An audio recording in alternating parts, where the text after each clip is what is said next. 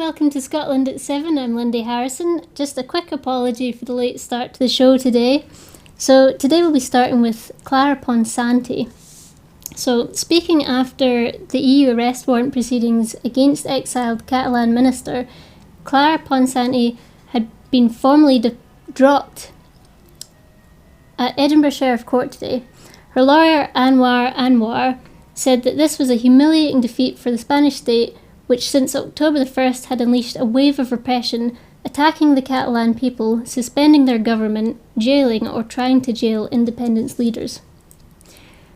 On the first day that Clara appeared in court, we stated that we would put the Spanish judiciary on trial within our courts, exposing them to the full glare of judicial scrutiny in our independent and robust courts.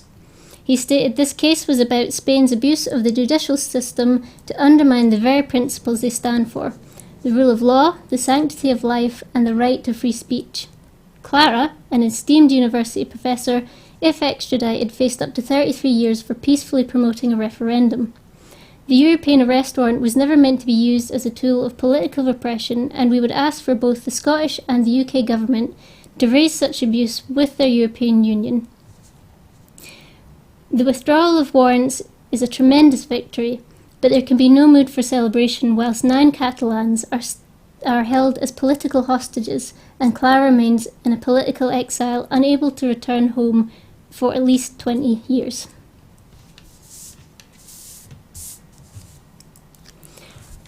Following the deadly mass shooting on Danforth Avenue in Toronto, Police Chief Mark Saunders has given a press conference confirming that there are 2 dead and a further 13 injured. The ages of the victims range from 10 to 59. The shooter opened fire on cafes and restaurants yesterday evening before police arrived on the scene. The 29-year-old shooter died at the scene. Good afternoon. I'm Constable Jennifer Sidtho, and today I would like to introduce Toronto Police Chief Mark Saunders. Thank you, Jennifer. Thank you for your attendance. So with me is Detective Sergeant Terry Brown from the Homicide Squad, as well as Bonnie Levine, who runs the Victim Services.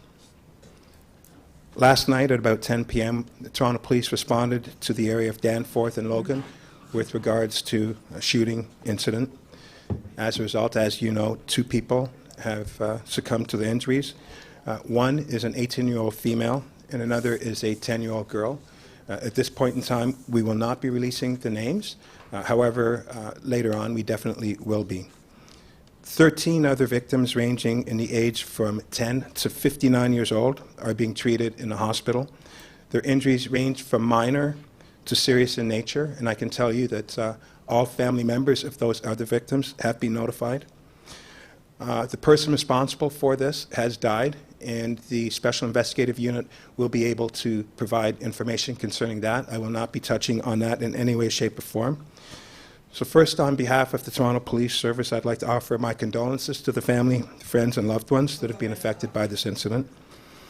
I'd also like to thank the members of the Toronto Police Service for the great work that they did, along as working in partnership with our Toronto Fire Services, as well as our Toronto Paramedic Services, for a very outstanding job right from the moment that this started to right now, as we continue to do this investigation. Secondly, at the stage of this investigation, we do not know why this has happened yet. The investigation itself is very fluid. It is very new. It's going to take some time. And because of that, I'm certainly not going to invite any type of speculation. I'm not in the comfort zone of doing that. So I'm asking for your support and patience at this time. I can tell you that as we have things unfold, we will definitely provide you with whatever we can at that moment. And lastly, and most importantly, which is what I said last night, and I'll reiterate it, going forward, you can help us by calling us with any information that you may have. Understanding its geographical location, there will be a multitude of people that were present that have information. For whatever reason, if they're not disclosing it, we're asking, please give that information to us. We can never have enough. We've opened a portal on our website. If you look behind, it's torontopolice.on.ca/Danforth shooting, or you can just write tps.on.ca/Danforth shooting, and it will come to us.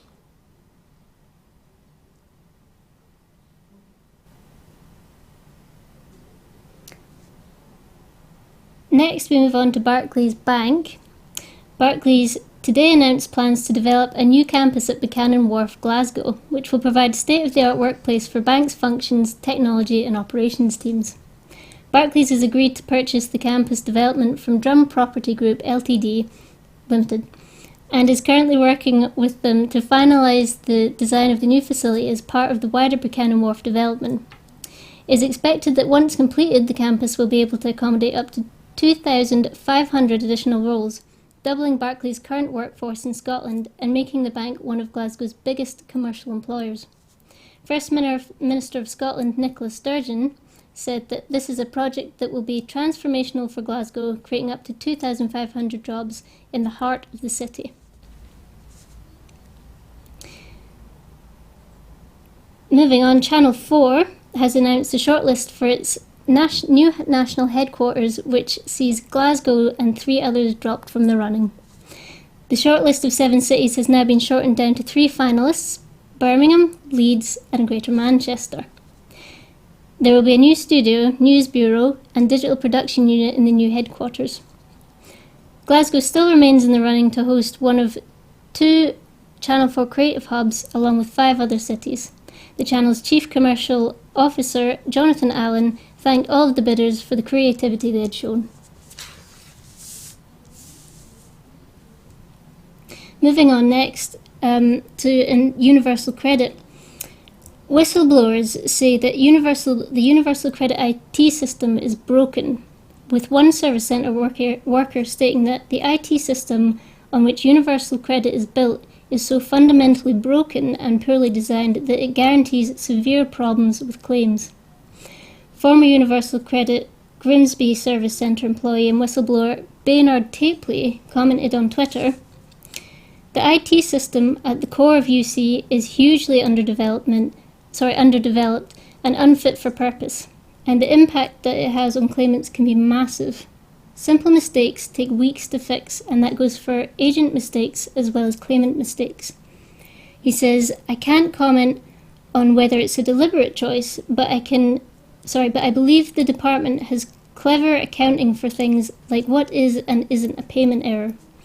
An underpayment is not usually an error, and their stats on claimants receiving timely payments likely reflects this.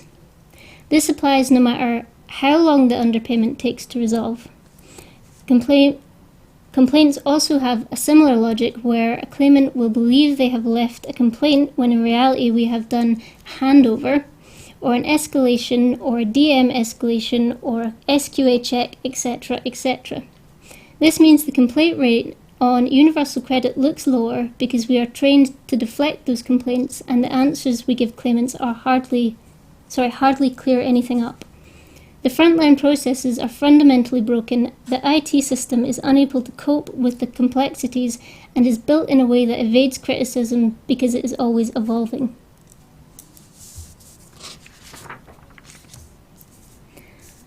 Moving on, an emergency debate was triggered earlier today after Home Secretary Sajid Javid says the UK will seek no assurances from the US that ISIS murder suspects will be spared the death penalty. Writing to US Attorney General Jeff Sessions, Javid confirmed that the UK would not demand a death penalty assurance in the case of suspected ISIS members Alexander Kotay and El Shafi El Sikh, who are alleged to be part of the cell known as the Beatles, who were responsible for the beheadings of several high-profile Western captives. After being captured in January, there has been a dispute as to whether they should be returned to the UK or face trial. Returned to the UK to face trial or face justice in a different jurisdiction, as they are no longer citizens. Joanna Cherry asked Bill Wallace why the government are parting from the existing policy. Thank you, Mr. Speaker. Mr. Speaker, it goes without saying that we all condemn terrorism and that we all believe terrorists should be brought to justice. And it really isn't good enough for the Minister to imply that any of us in this House are against terrorists being brought to justice. The issue here is why and in what circumstances the United Kingdom Government is departing from its long-standing policy of opposing the death penalty in all circumstances. And in using those words, I'm reading from the UK Government's death penalty strategy, which of course curiously was not renewed when it was due for renewal in 2016. So can the Minister tell us when that is going to be renewed? And what I would say to the Minister is that it's not just members of Parliament, but it's also the public who are getting increasingly frustrated by the failure of ministers of this government to answer questions at the dispatch box. So I'm going to give him another chance. What are the strong reasons that the Home Secretary says exist for departing from the policy? Another question for him. What requests were made by the Trump administration with regards to this waiver of our long-standing policy? Was this decision to waive our long-standing policy on the death penalty signed off by the Prime Minister? And will he tell us whether this waiver will only happen for the United States of America, or will it happen for other countries and other allies such as Saudi Arabia? Mr. Speaker, the Honourable and Learned Lady is a wise and knowledgeable barrister in her own right. She will know that coming to this House to discuss individual cases that are subject to ongoing investigations does two things. It puts that investigation at risk and the potential of bringing charges, and could potentially undermine the likelihood of those individuals getting a fair trial if we were to comment on that. And I am sure, as a student of justice, she would not wish that to happen. So I am not going to comment further on these individuals. Their cases are, as we say, it is incredibly rare in the first place that we bring to the House, or we discuss in the House, these type of issues. There was no request from the US administration for us to vary our assurances. That was a decision taken within the United Kingdom by ministers, and the Prime Minister was aware of that decision. A new report delivered to the United Nations by the Scottish Human Rights Commission calls for action to protect and fulfil women's rights in Scotland. The report will be presented to the UN's Committee on the Elimination of All Forms of Discrimination Against Women on Monday the 23rd of July, and makes 27 recommendations to the government, including measures to ensure Brexit has no negative impact on women's rights, action to mitigate the impact of austerity on women's economic and social rights, and improvements to law and policy to tackle the high prevalence of violence against women. Speaking in advance, Chair of the Commission, Judith Robertson, said, "Recent campaigns like #MeToo have exposed the reality of just how many women experience day-to-day violations of their rights to safety, security and justice. At the same time, women continue to be underrepresented in public life and bear the brunt of austerity policies, with women from black and minority and ethnic communities, disabled women and women on low incomes often experiencing a double or triple whammy of disadvantage. While the Scottish Government is to be commended for many of its actions to progress gender equality, our latest report to the UN shows that it must now go further, faster, to ensure that all women in Scotland are able to enjoy all of their rights, economic, social, civil and political, on the same terms as their male counterparts." And finally, we now go live to Westminster, where MPs are debating strengthening the union. Deputy Speaker, the union is more like a fur coat and knickers type of deal. It's funny how far we have come since the independence referendum. From the scare stories that were given to us, Lord Robertson saying it would have a cataclysmic effect on world security. Well, look at where the world is now anyway. George Osborne and his currency bluff. Alistair Darling and his scares about pensions. Now tell that to the WASPy women who haven't received their pension and haven't had that pension because of the UK Government's actions of parties of both sides of this House.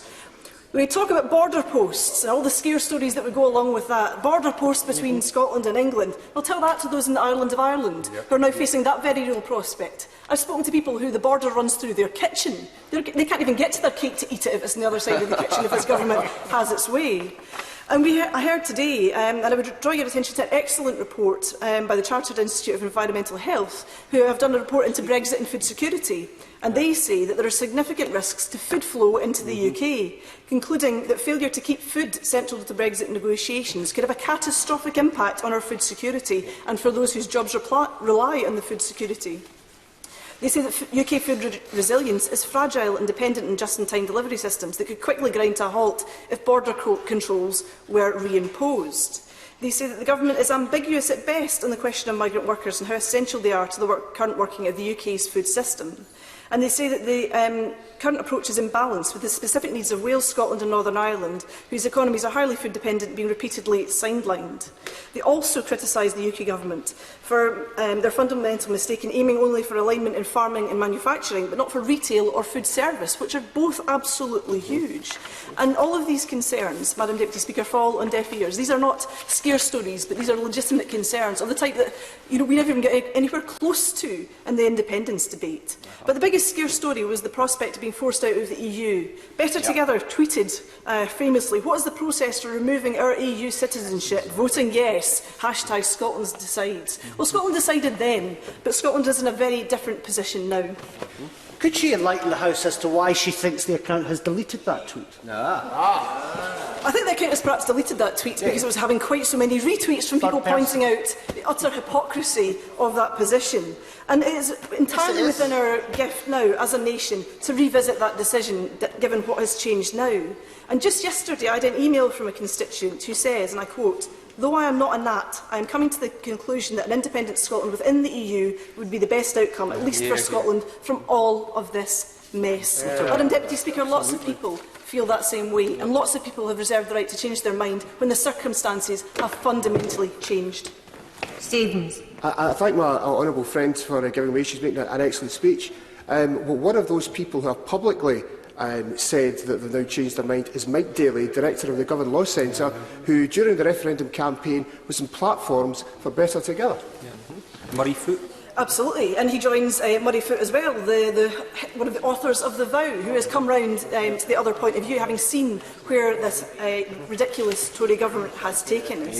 Now, Madam Deputy Speaker, I want to turn to a few of the issues where I feel that Scotland's views and Scotland's voice has not been respected. And one of the issues I've campaigned upon is the two-child policy and the rape clause. Now, Scotland's women's organisations, all of them, Scotland's government, spoke out against this policy, but the UK government has implemented it anyway, in the full and certain knowledge that what was going to happen was it would push people into poverty. And that policy is not finished now, Madam Deputy Speaker, because from February 2019, regardless of the date of the child's birth, new claimants will not be able to receive the child amount for 3 or more children unless an exemption for the third or subsequent child applies. Now, we don't even know what the impact of that policy is yet. The research has not yet been done. But we know that 73,530 households have been affected so far by the two-child policy, and we are only 1 year in.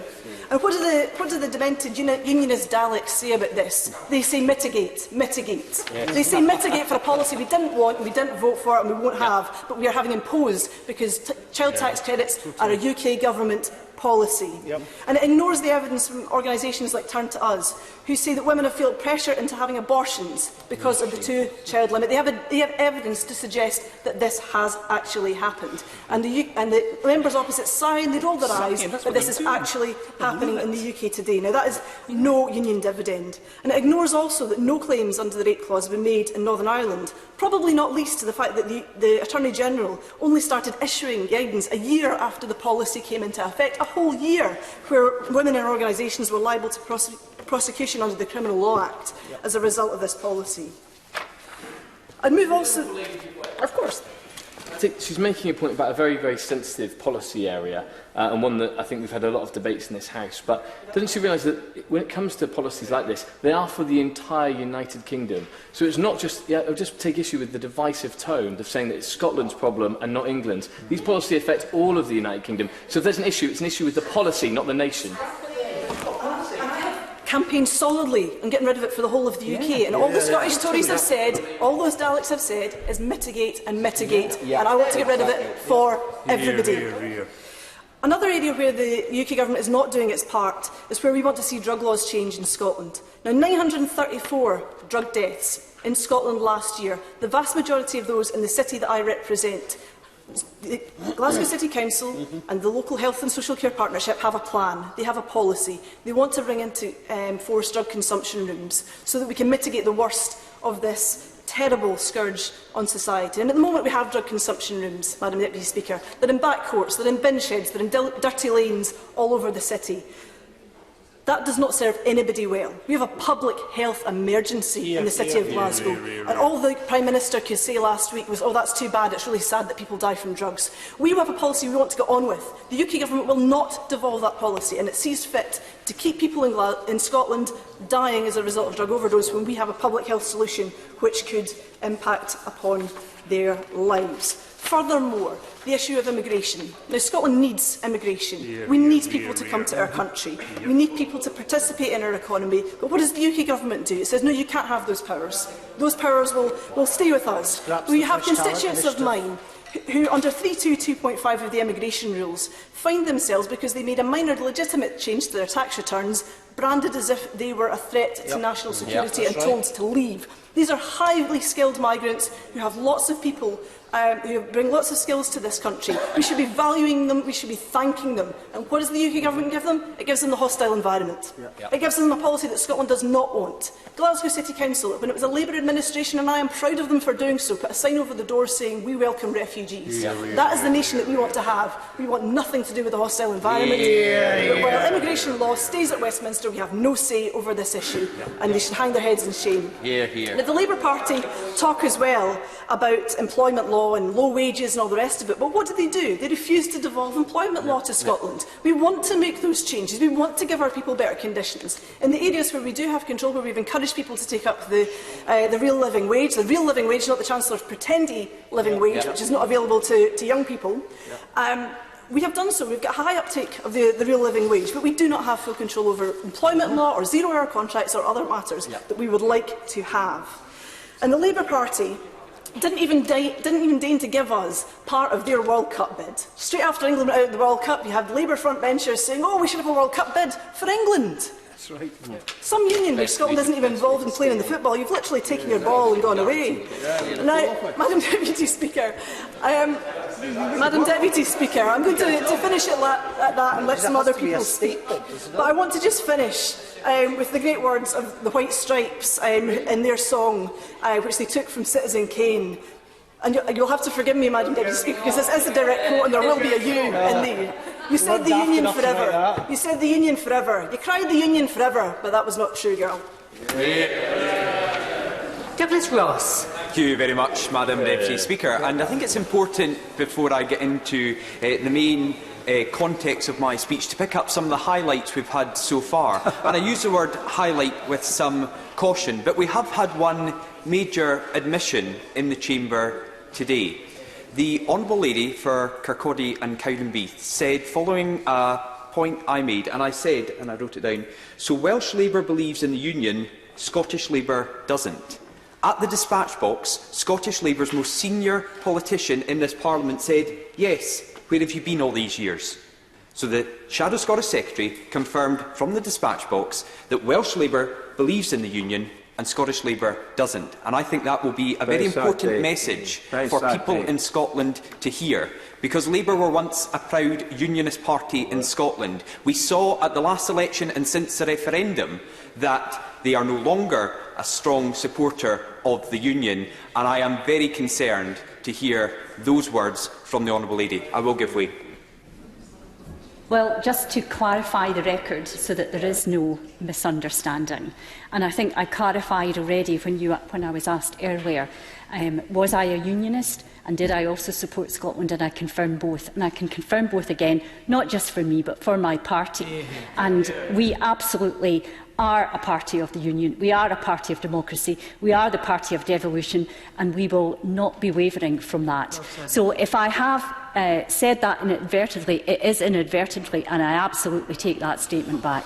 I think that's a very important clarification, because I've checked the official record and I said I said in this chamber, does Welsh Labour support the union and Scottish Labour doesn't? And the Honourable Lady is on record saying yes. Where have you been all these years? The Honourable Lady's clarified that, and I've only got 10 minutes to speak, so I'm grateful for her. Gentleman taking an intervention. I've only got a few. Perhaps he might like to. Having clarified the point, I would be grateful if the honourable member stopped repeating a statement that I've already corrected, and that would be extremely helpful, not only for the House, but obviously for the public outside. Thank you very much. Thank you, Madam Deputy Speaker. And I want to move on, because I think that is an important point that we've discussed. And there were some other, what I would class as highlights. The Honourable Gentleman for Edinburgh East is no longer in his place. I come very late, Madam Deputy Speaker, to Game of Thrones, and I've just finished watching Season 1.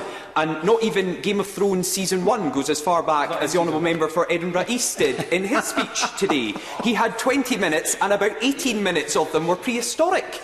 But he chose to totally omit some of the major developments that we've had in Scotland. He gave a cursory notice to the 2014 independence referendum. I wonder why. Because they lost. And then he mentioned the 2011 Scottish parliamentary elections, where the SNP were elected with a majority. Why then did he not mention the 2016 Scottish Parliament elections, where they lost that majority, and they now rely on votes from the Green Party to keep them going? And finally, the Honourable Gentleman for Perth and North Perthshire has also left, and he's always, I'll come to the Honourable Gentleman in a moment, he always gives us very entertaining speeches, and I had to wonder, why did we have all this talk about HMS Brexitania? And then it came to me, clearly the editor of the National's been on the phone and said, we've got this great idea, we've got a great picture to put on the front page of the National, but we need someone to give us a story, and as always, the Honourable Member for Perth and North Perthshire obliged. I will give him. Could I just take him back slightly to his point on elections? What happened to the Conservative Party in 2017?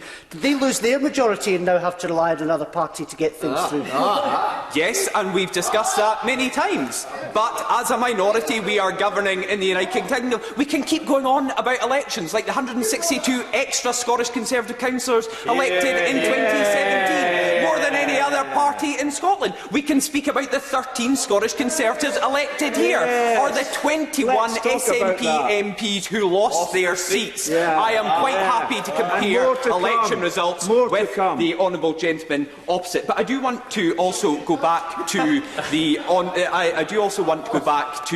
referendum which we held in Scotland in 2014, because my Murray constituency was very clear. 58% of people in Murray said no to separation. We had another referendum in 2016, and Murray came closer than any other part of Scotland to vote leave. 49.9% of people in Murray voted leave compared to 50.1%, a difference of just 122. So when we hear that Scotland voted by such a big margin against leaving the European Union, we must always remember and respect there are people in all of our constituencies who voted to leave the European Union, and we have to try and get a deal that works for everyone.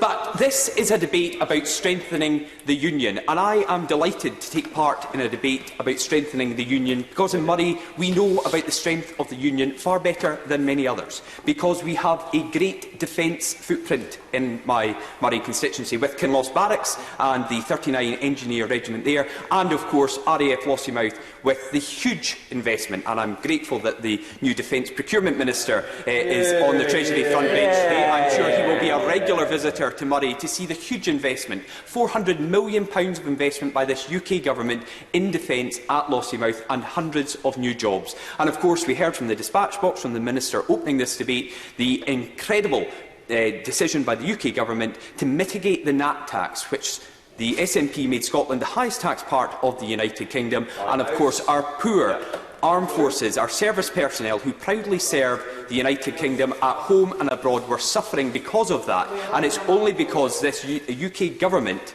mitigated the SNP's NAT tax. I will give way. I'm always grateful to debate this issue with the Honourable Gentleman, and I've asked him to do this before, and I hope he'll do it this evening. Will the UK government, will he support the UK government now reimbursing those squaddies in other parts of the UK who are paying more tax than frontline squaddies based in Scotland?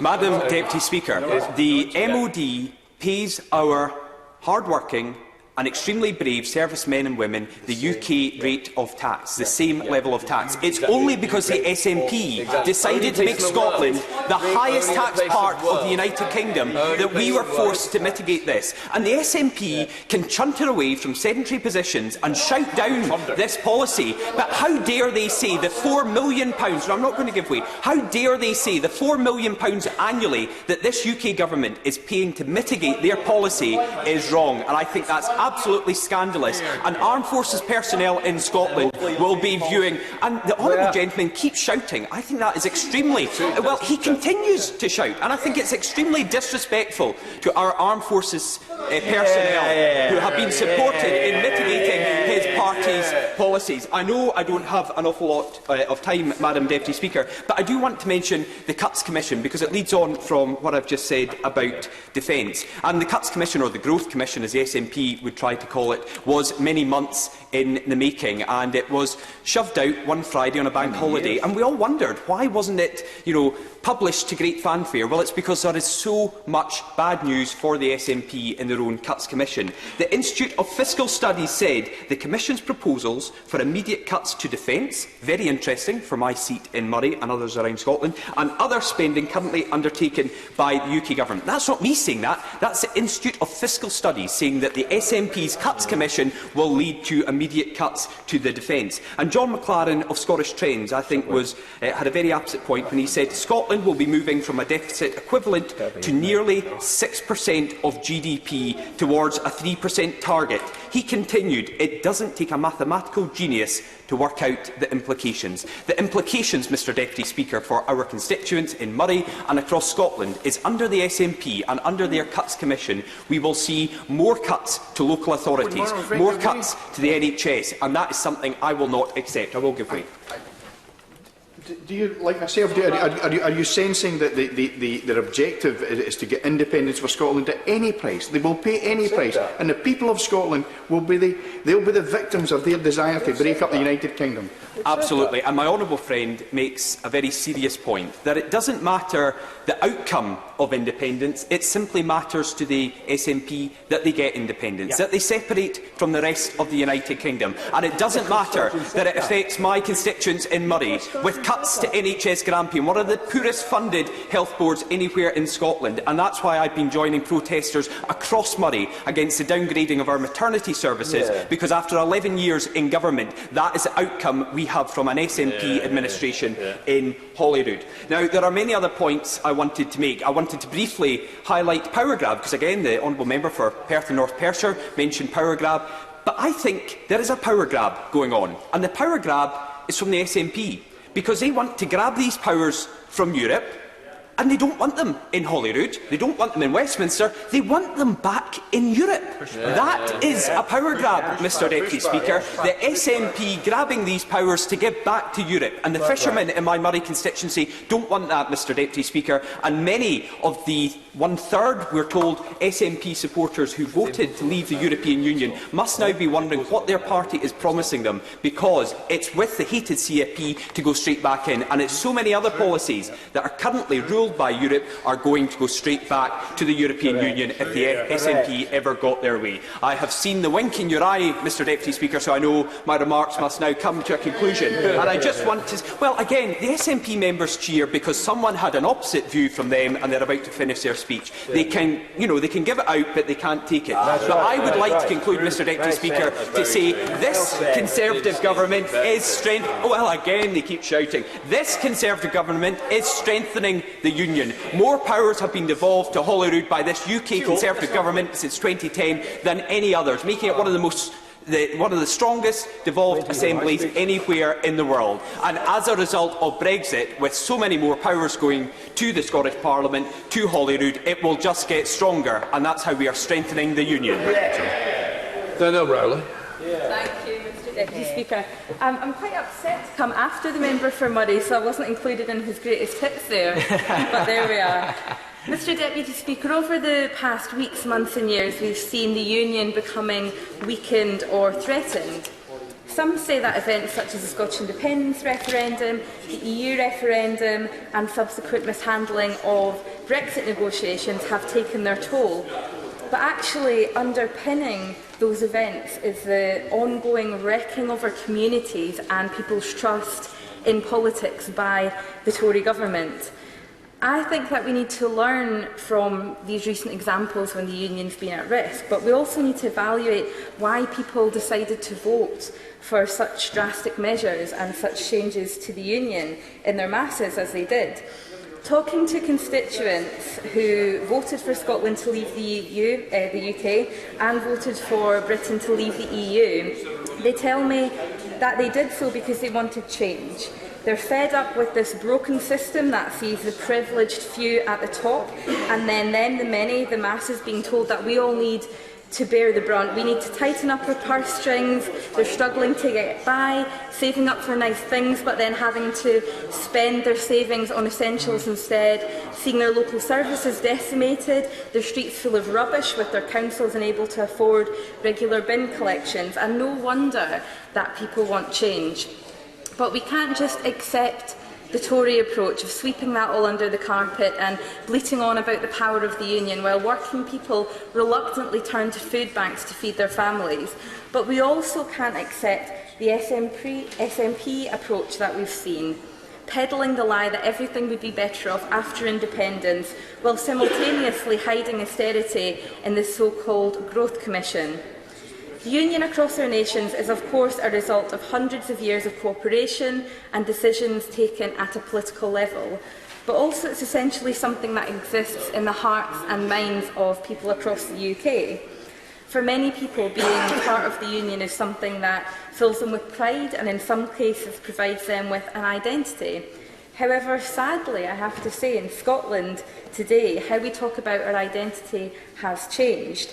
I think it's a sad fact, which was highlighted earlier, a sad fact that some people feel forced to choose between their Scottish and British identities.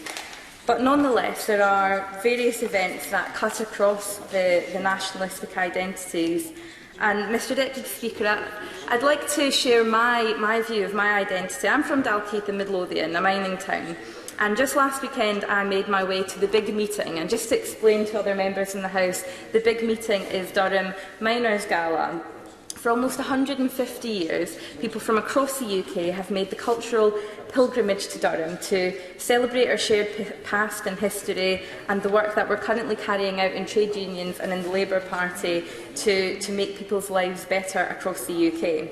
The people who gather there have a shared identity and culture that remains unbroken within mining communities such as mine.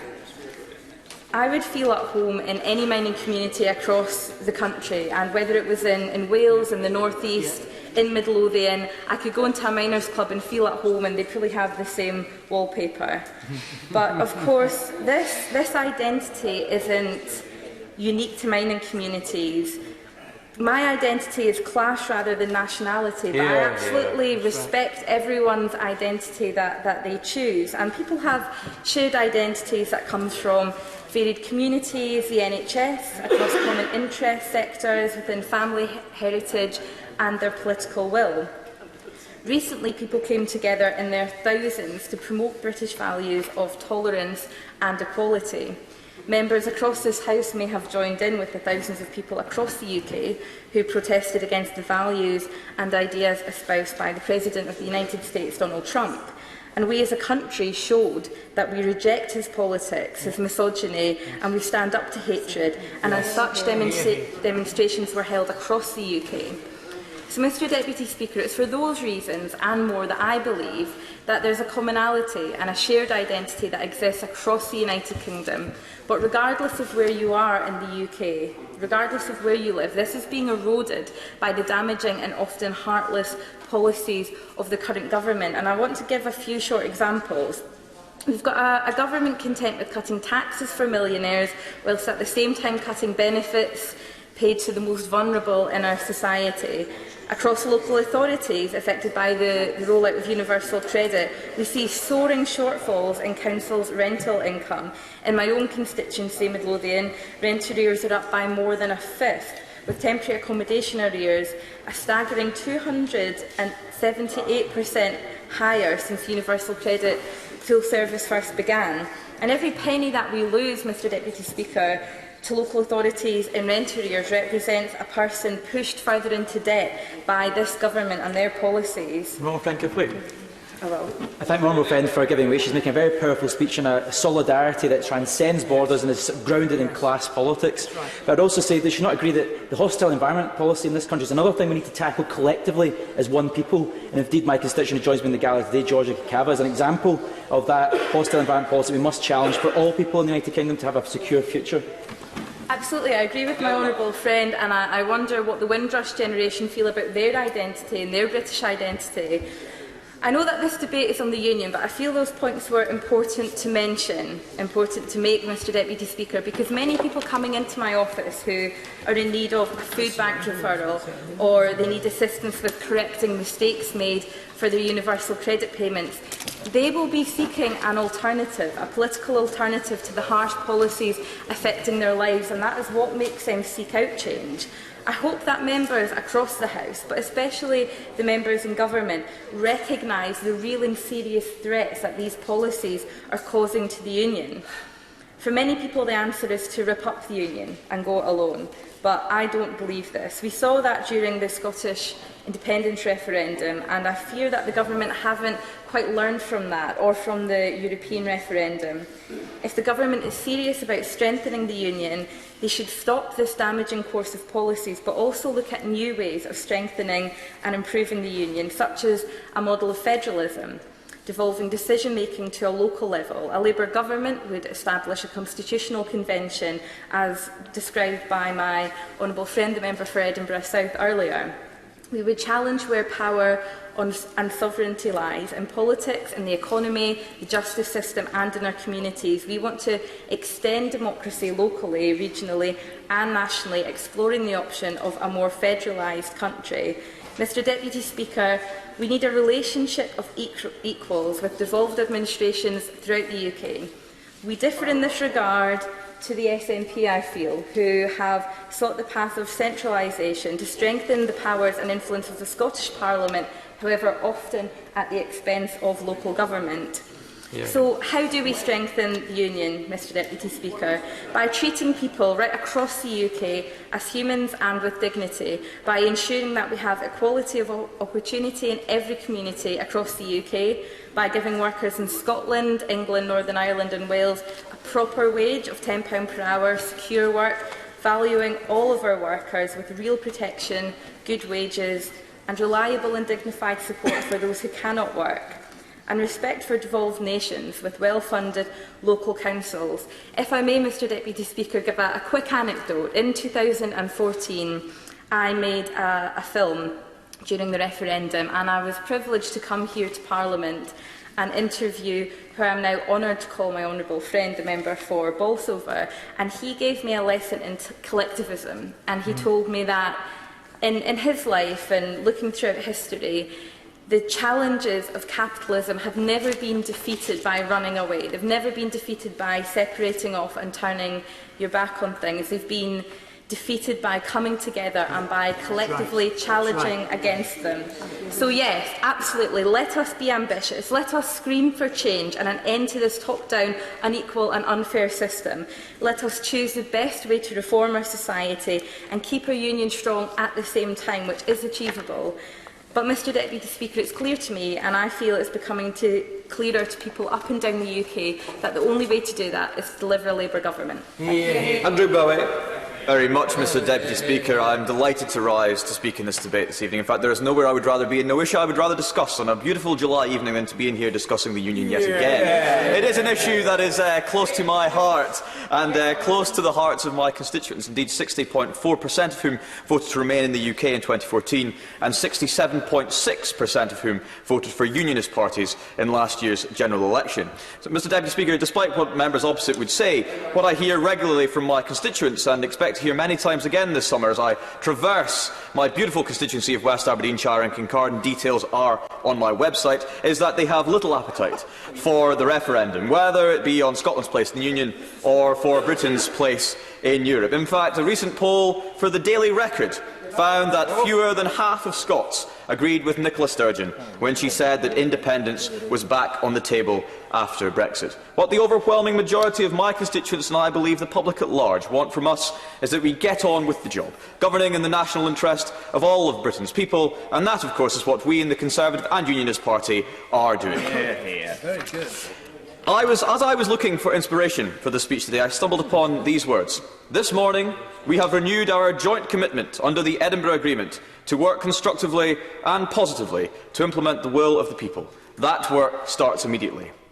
Those are the words that Alex Salmond did not say on the morning of the 19th of September, taken from the speech that he had prepared had Scotland voted yes in 2014.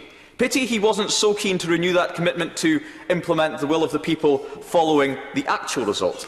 Unlike the SNP, this party kept the spirit of the agreement, this party respected the result, this party delivered everything it had promised through the Smith Commission to build a strong Scotland with a powerful voice inside a United Kingdom of which every member in this House should be proud. It seems hard to believe it now.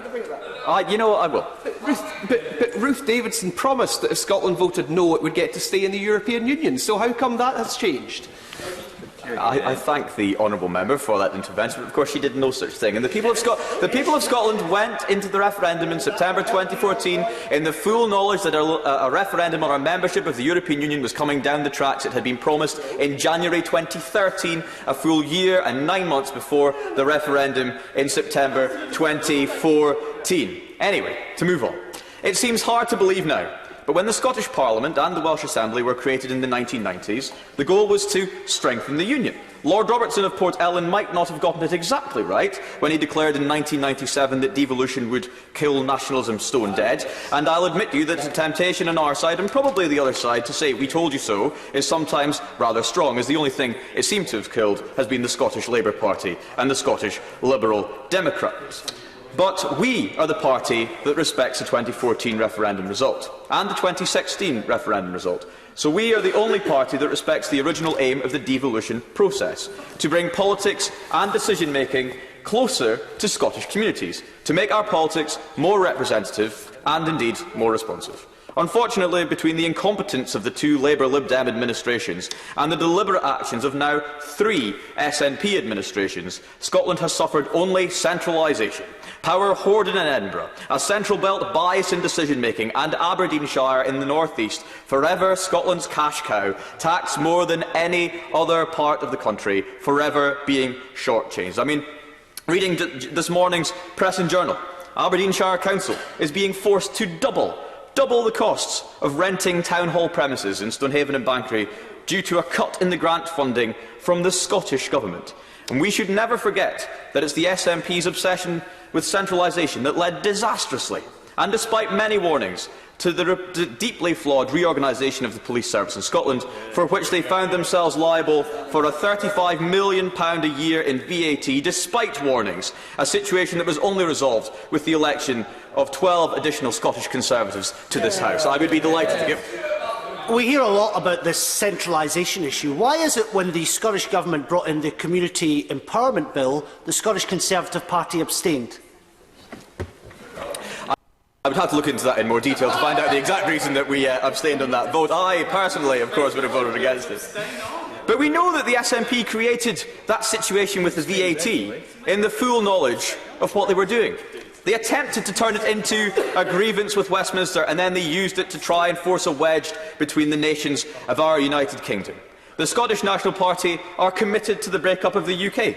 Every action they take, every speech they give, every policy from Bute House is weaponised and sent into battle for the express purpose of weakening the bonds between the most successful economic political union in the world. They put ideological and constitutional obsessions over the good of the Scottish people, and they always will. I personally am proud to be British. I am proud of what this country has done in the past and sure of what this united and global Britain will do in the future. And I hope, beyond hope, that in 2021 the Scottish people will get the government they deserve, a transformative Conservative administration in Holyrood, delivering real and fair devolution to the people of Scotland, working alongside a Conservative government Westminster, governing and legislating for the whole UK, together working in the national interest and strengthening our union. Only then, as my honourable friend from Glasgow North likes to quote, will we truly be in the early days of a better nation. Samuel Wilson.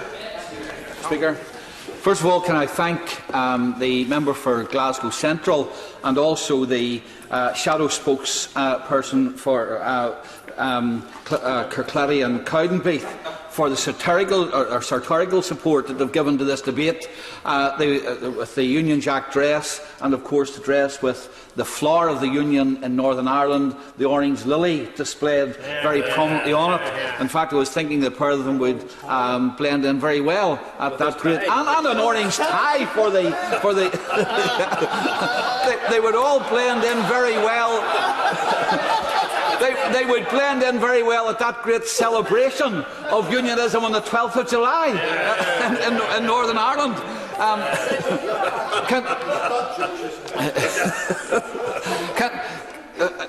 It has been challenged and mocked, in fact, by the member for Perth and North Perthshire, that this is a debate which is irrelevant and is just thrown in at the end of the parliamentary session.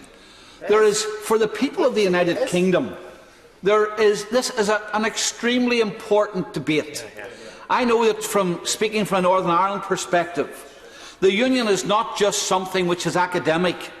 It is not just something which is some kind of constitutional thing to look at.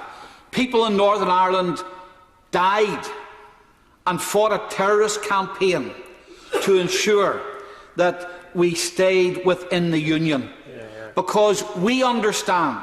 And I think this is why this debate is important. I think right across the United Kingdom, it is important that people understand the value which they personally and their countries and their regions obtain from being part of the United Kingdom. There is, of course, the benefits, the economic benefits of being part of a country which is the 5th largest economic power in the world.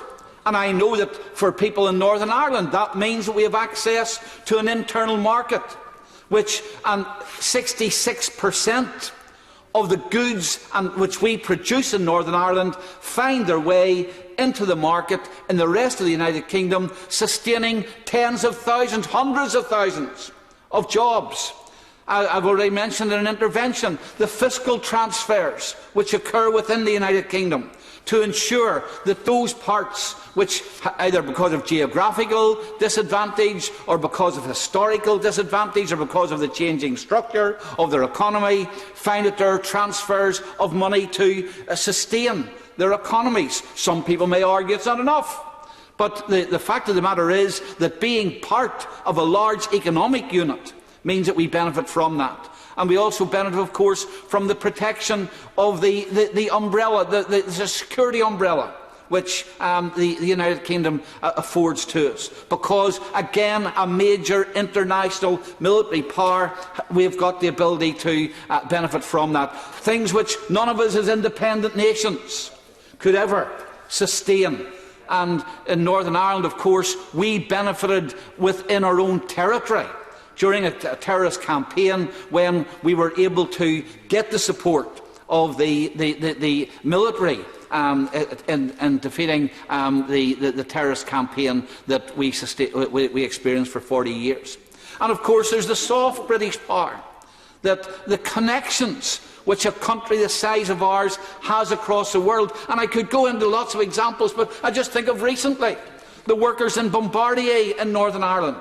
6,000 jobs were sustained because the ability of this country and the connections which ministers in this country had with Boeing and the United States government in order to make the case for protecting those jobs and ensuring that Bombardier were not closed out of US markets. and of course all the historical connections. And I'm sure that the member for Strangford will mention, but whether it's the names of towns, Londonderry, and Londonderry, of course, owed its importance and its prosperity to the merchants from London who went there, invested and improved that part of Northern Ireland. Newtownards in my friend's constituency, mentioning or referring to the fact it was a new town formed by those who came, settled there and developed the economy. So the union is important to all of us, and I give examples from Northern Ireland. And of course it's always under attack. There are those nationalist elements, and we've heard it here today, who will tell us, and it's easy, when you're living, because all countries, all relationships go through difficult times. And it's very easy to say, but if we were in some kind of different relationship, it'd be better. The grass is always greener somewhere in the distance. And we have had lots of examples given today of if we were not part of the United Kingdom, you wouldn't have to suffer this and you wouldn't have to experience the other and everything else. But as I've pointed out, independently, those countries would face all of those problems without the support of the bigger union. And of course the most recent one has been Brexit. And nationalists in Northern Ireland have used Brexit as well to try and drive a wedge between Northern Ireland and the rest of the United Kingdom. The surprising thing is that despite all of their arguments, in the latest poll, which was done by not a body which would be sympathetic to the Brexit cause, and indeed I don't even think sympathetic to the Union, the UK and a changing Europe, found that only 20, even with all the propaganda that had been spread, only 21% of people in Northern Ireland would vote to leave the United Kingdom, despite all that's been said about Brexit. And I don't accept the argument which was made earlier on today, that Brexit means dividing Northern Ireland from the Irish Republic. That's not our main market anyway. But I don't accept that Brexit means that. And indeed, the EU only last week confirmed with the Irish government, and indeed they boasted about it, that even if we left without a deal, there would be no infrastructure placed along the Irish border. Now that's not me saying it, it's not a Brexiteer saying it, it's not someone who is partisan in this. This is the EU negotiators who have been telling us that, of course, the border is an insurmountable problem. Suddenly it's not when they want to give reassurance. Let me just very quickly move on to what can be done to strengthen the union. And I just want to mention a few points because I want to keep the 10-minute limit. I think that first of all we've got to make sure that there's a fair deal for all parts of the United Kingdom. Sometimes, and I've criticised the government here as well, and whether it's Labour governments or Conservative governments have both fallen into the same trap, that very often policies tend to be London-centric or South East of England-centric, and they don't take into consideration tax policies and maybe trade policies, etc., the impact it can have on regions. And I think of, in Northern Ireland, the impact of air passenger duty and VAT, where we're sitting with a land boundary with a country which has done away with air passenger duty, reduced VAT on the hospitality and tourist industry, and has skewed the market. Now, I think that, again, it is important that when policies are being devised, which may make and may be argued on a national basis, we've got to look and see what impact it has locally. I think the second thing is we've got to celebrate the important events around the Union, and there will be an opportunity in the near future in Northern Ireland when we come to our centenary in 2021 to celebrate the fact that Northern Ireland is part of the United Kingdom, and I hope that those will not be Northern Ireland celebrations but national celebrations.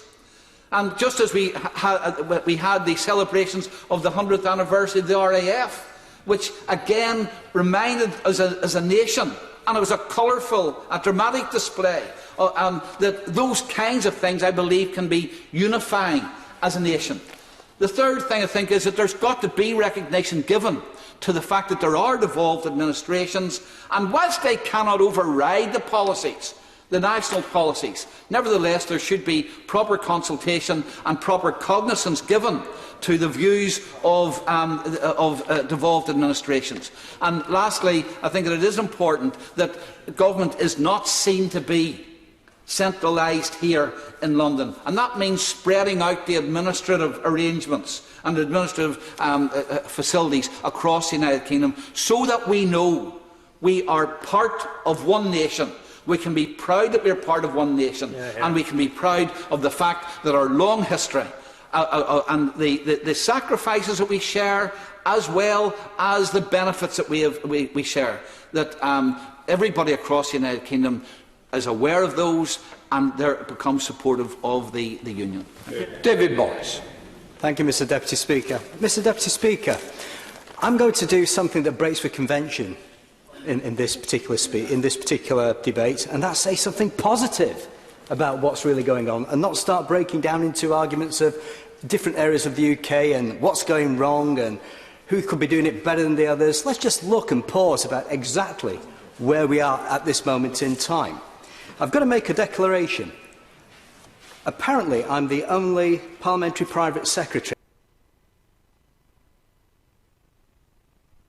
there's ever been in history that's been the private parliamentary secretary to Wales, Scotland and Northern Ireland. Yeah. Even I didn't know that when it happened. And Lancashire. Quite right too. To a great Lancastrian, one speaks to another. So,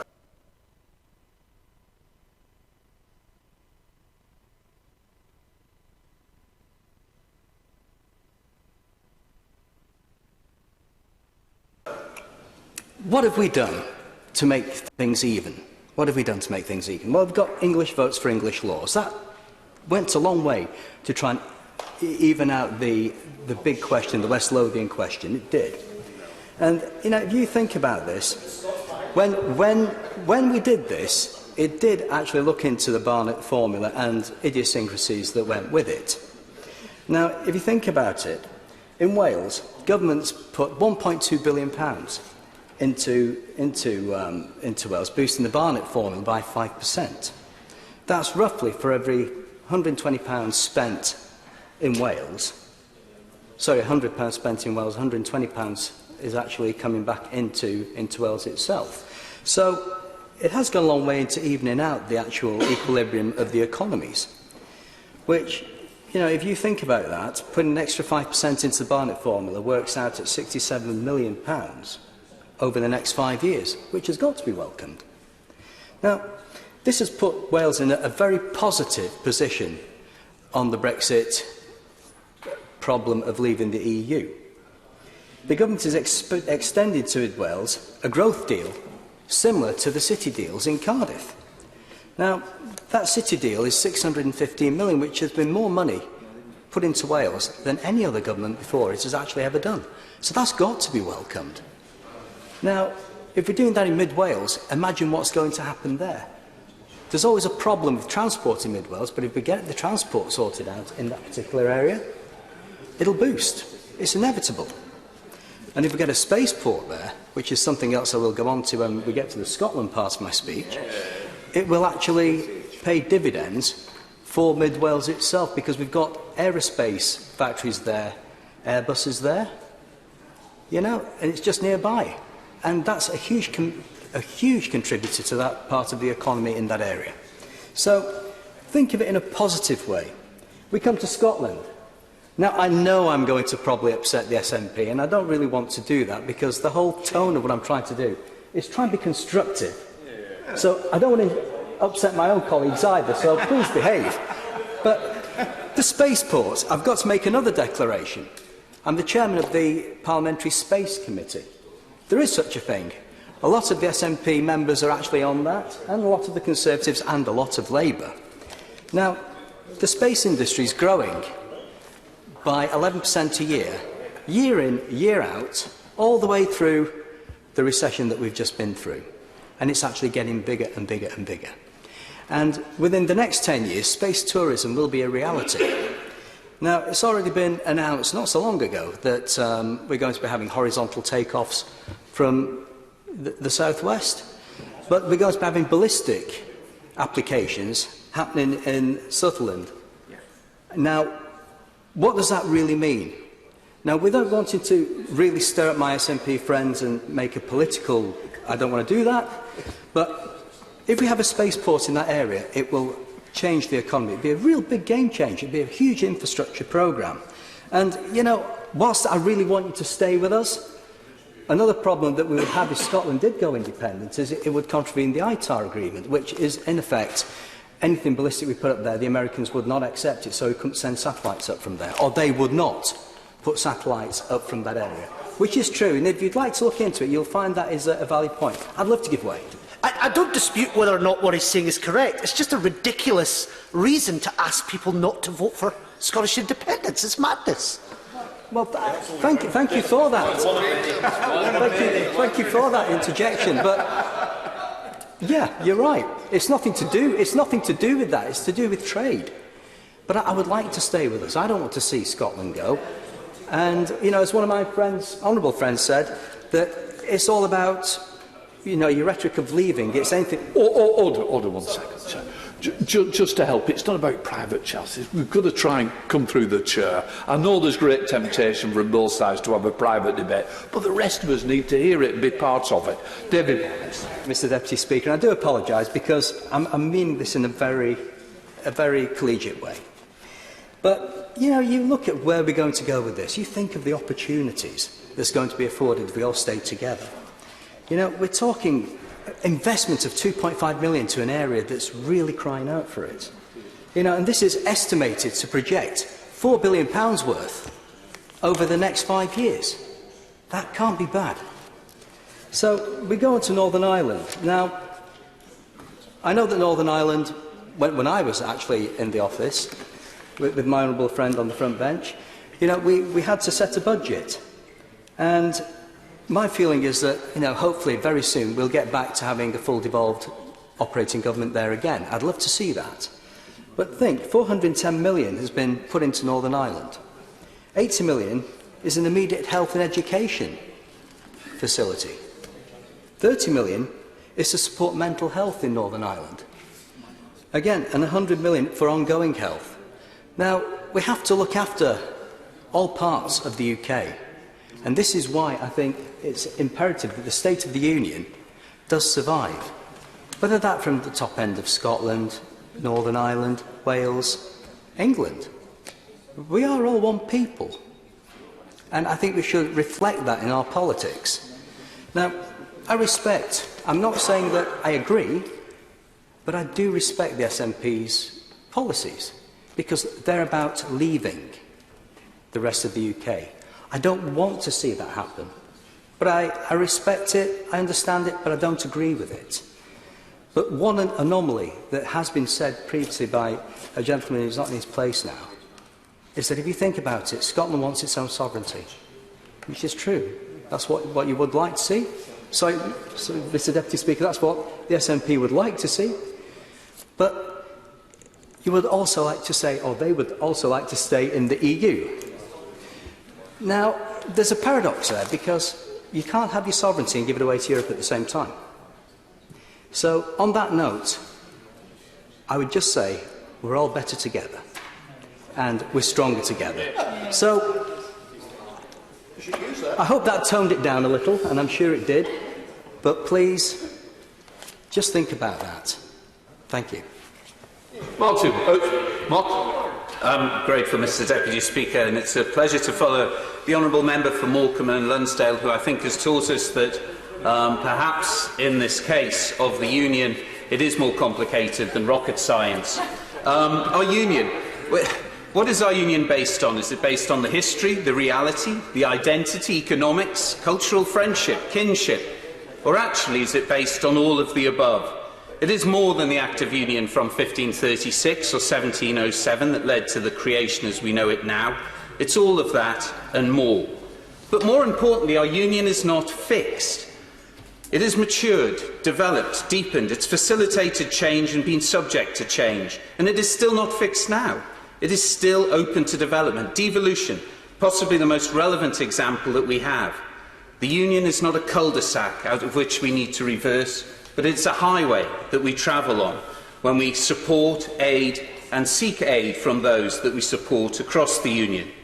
I would like to pick up an area that my honourable friend from Midlothian raised, which is the question of identity.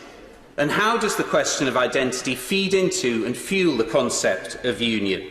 Individuals' relationships with the union and the union itself lie at both ends of a concept. The identity individuals feel feed into that concept, and identity can be both objective and subjective. As an objective concept, it is sadly becoming increasingly based on a pure geographical location, sitting at the heart of the identity. Small-minded nationalism. Increasingly we see that geographic nationalism is based on a foundation of exceptionalism. But there is also a subjective assessment of identity. How a person feels to themselves. From writing in that school book all those years ago when you started with your street, and then you put your town, then you put your region and your country, then the United Kingdom, and in my case I then put the Europe, world and the universe. Childish fun, but within that sits a strength of identity, not one driven by geographical location, but one driven by the association that you feel for others, be they close by or far away. I love that in Scotland people are not identified or judged by their jobs, they are not identified or judged by educational achievements, but they are identified by the person that they have become. And from this is an acceptance that someone may have an opinion, and you may disagree with the opinion, you may want to argue against it, but that discussion that can take place strengthens the value and relationship that you have and the knowledge that we all have. Brexit has shown us, if we take, should I joke, a relative simplicity of economics, that there is an interconnection in union between countries. They are complex, intertwined, co-relation, and much like that Gordonian knot, a problem some see answered by a simple slicing through as the answer, but an answer that is far too simplistic to a complex question, a separation once made that you cannot remake. The strength of our union is that it allows for all of these different identities and more. It is stronger because identification is fluid. It is stronger because we share and mix answers, ideas, solutions. It is stronger because even though the current union is not fixed, it is a vehicle that allows for growth, development and change. The power to empower our communities by passing down powers to the level they can work at best, by people answerable to those the decision affects and linked to the funding of those decisions, is important. Nationalism is an infantile disease. It is the measles of mankind, said Einstein. But nationalism with a small n does allow you to celebrate, promote cultural difference. It can inform, educate, and rightly be something to take pride in. But to become a simple, aggressive nationalism that's penetrating our contemporary politics, a malign form of nationalism, which when unchecked or when used to dominate, has historically been shown to be catastrophic. No one should be cowed into disassociating themselves from their background. Devolution exists as a constitutional bridge between Scottish and British backgrounds. Culturally, Scotland has always had a different education system. It's had different norms within its legal system, alternate ways of approaching its politics. Back in the 1970s, J.P. Mackintosh asserted that it was these cultural and national differences which spurred the need for a different way of governing Scotland. And with Donald Dewar, I do not believe our current devolution settlement would be possible without the work of the East Lothian and North Berwick MP, J.P. Mackintosh. I'm going to take a moment out to make mention of an early day motion I tabled this month, and it recognises the contribution that John Pitcairn Mackintosh made in this place, in this debating chamber and on this issue. And a week today, on the 30th of July, we will mark 40 years since John's untimely death. He was a fierce debater, a strong proponent of the European integration, a constitutional reformist, and of course a man who fought tooth and nail, even within the Labour Party, to deliver devolution to Scotland.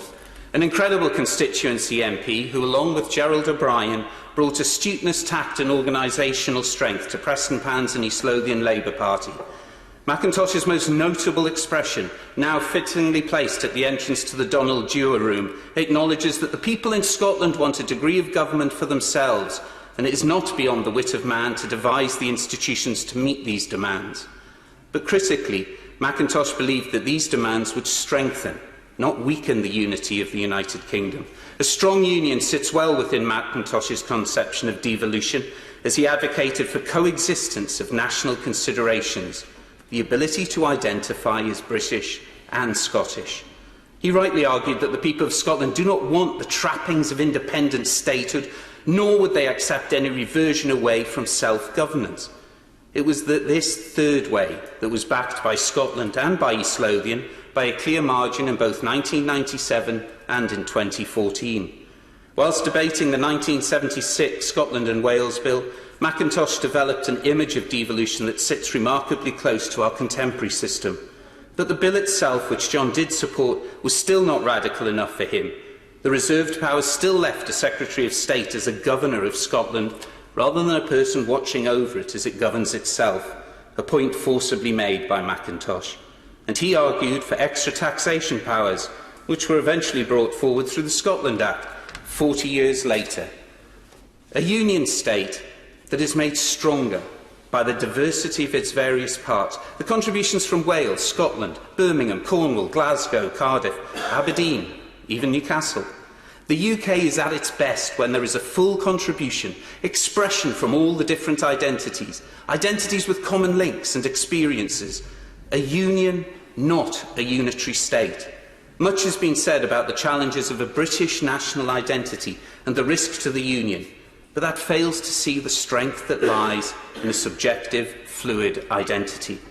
The strength of the union lies in its fluid nature, a nature that hugs the diversity of its parts rather than smothering the imagination and dynamism of its individuals. The challenge is to re-empower those communities, give back the ability to flourish and prosper and draw on other parts, other resources and talent, and support those other parts so that together we can create a union that truly is a tapestry of strength. Thank you, Mr. Duncan. So, Deputy Speaker, I rise to defend and advance the cause of the Union, the most successful political and economic union between nations in the history of the world. A union which, as a force for good, built the modern world we live in today. The union between Scotland, England, Wales and Northern Ireland, our precious United Kingdom. I remind the House how Adam Smith described the union from the perspective of Scotland, a measure from which infinite good has been derived to this country. And I say amen to that. The union defines who I am, with a Scots father and an English mother. 3 of our 4 children have married spouses from Northern Ireland and England, and so it is more general. As it is more generally, our union is a matter of family. We are a family of nations, because the union for me has always been a much deeper issue than economics or other additions of numbers. It is in fact a matter of the heart. The union between Scotland and the rest of the United Kingdom has together defeated fascism, seen out communism and helped shape this modern world that we have today. It is a bulwark of democracy and freedom which uses its wealth for good to help some of the poorest people around the world. As I said, the Union is a family. The English, the Welsh, the Northern Irish are our cousins, our nieces, our nephews, our wives, our husbands, and in my case, my mother, my son-in-law, my daughters-in-law, and our grandchildren. We should not cast aside this social union for the sake of some backward-looking nationalist instinct. And we must always call out nationalism for what it is. Wherever it is in the world, it has created havoc and destruction by creating divisions between people. It is a deeply unpleasant and unattractive ideology. The nationalists, Mr. Deputy Speaker, try to portray themselves as civic and joyous, inclusive and accepting, but it's all wearing a bit rather thin now. I had the All Under One banner march in my constituency a few weeks ago, and at the heart of the march there was a huge banner. It read, "Tory scum out." The march was a display of political intolerance, and those who say they were on the march but didn't agree with Tory scum out or the or the F the Tories mugs that were on sale, I would urge them to note the name of the rally. It was all under one banner. And that banner, Mr Deputy Speaker, is barely disguised political bigotry. And that is what my constituents in Stirling saw, and that is how they judged it.